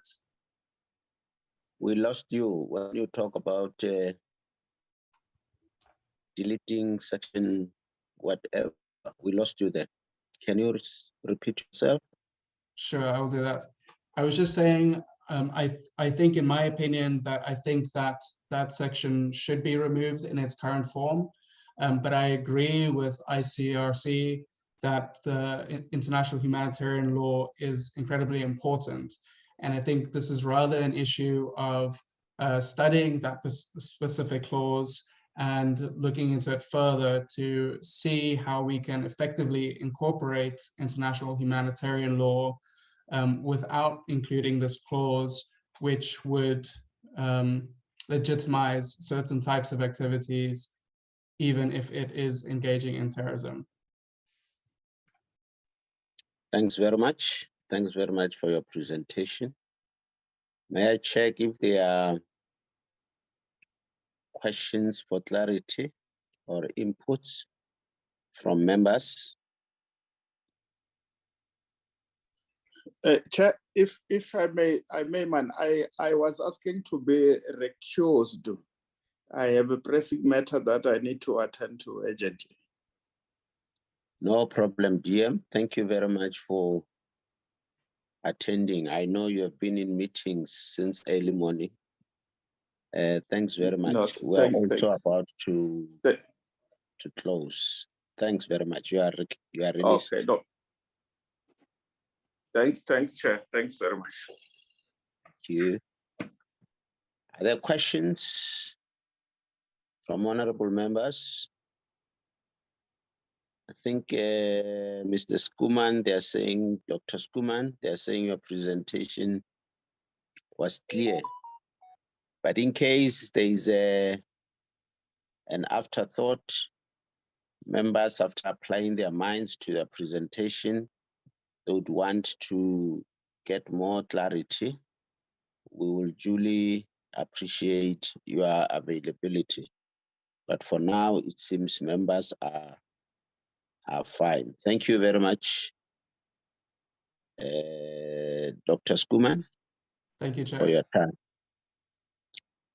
All right. Can I check whether the chairperson is here? Because we are. Yes. Yeah, well, we are done with the presentation, Chair. Can I hand over back to you? Thank you very much, Honorable Whip, for assisting me with chairing today. We have received quite substantial and very critical presentations. They've given us a global, international, as well as a continental perspective. We have listened very carefully to them on perspectives on what is happening in our continent, Africa, in the East. Very, very important for us to take to bear in mind and take into consideration. Thank you very much to the DM.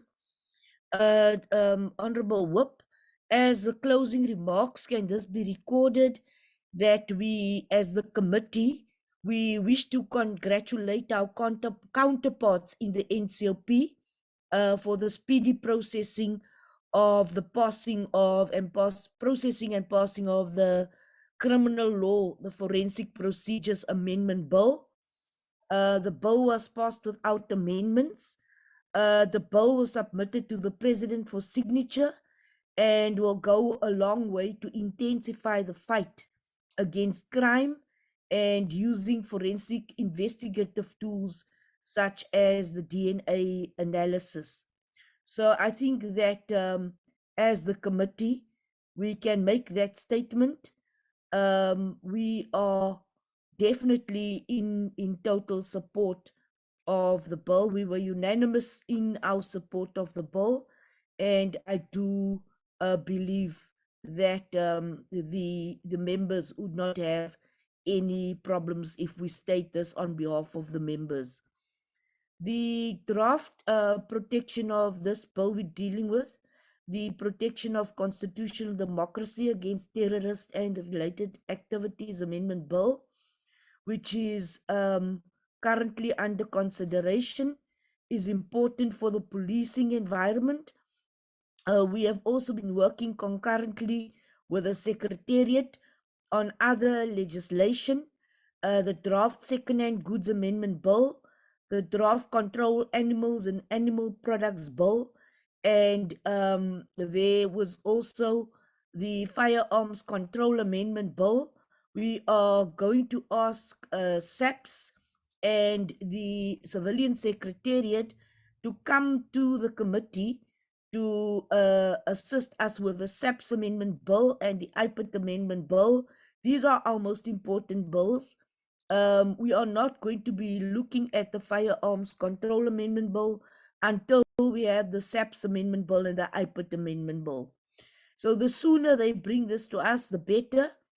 As we are in quite advanced stages with various bills, we want this to be brought to the committee.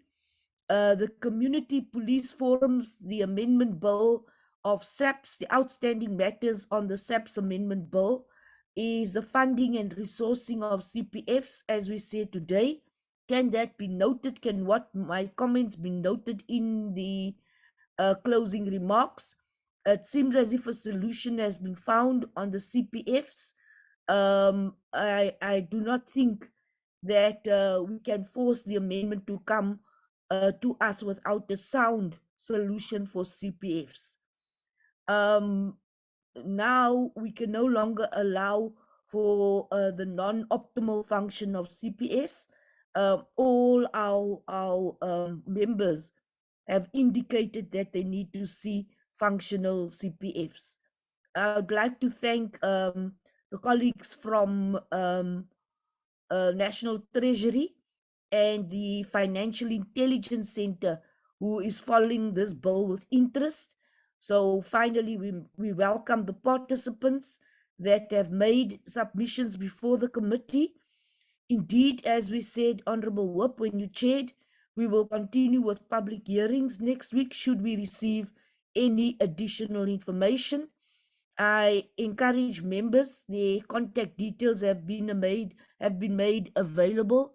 I see Dr. Skuman. We can certainly also contact a number of other members if we want to engage fully with the participants, if you want to get a better sense about certain concerns which you may have about the bill.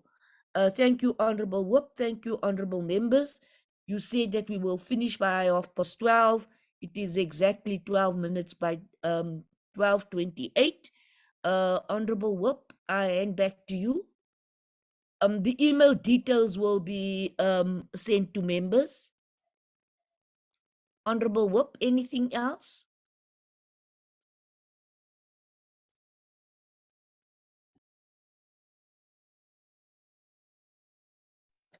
No, I'm fine, Chair. That brings us to the end of the business today.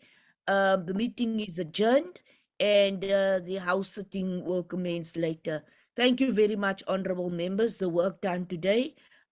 We appreciate all your inputs and we'll be part of the same meeting again later this afternoon.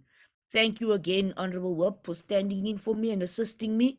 Thank you to the honorable members and the presenters. The meeting is adjourned. Thank you.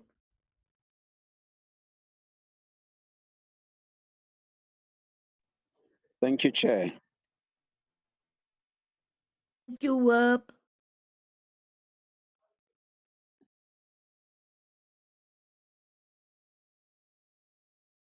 Recording.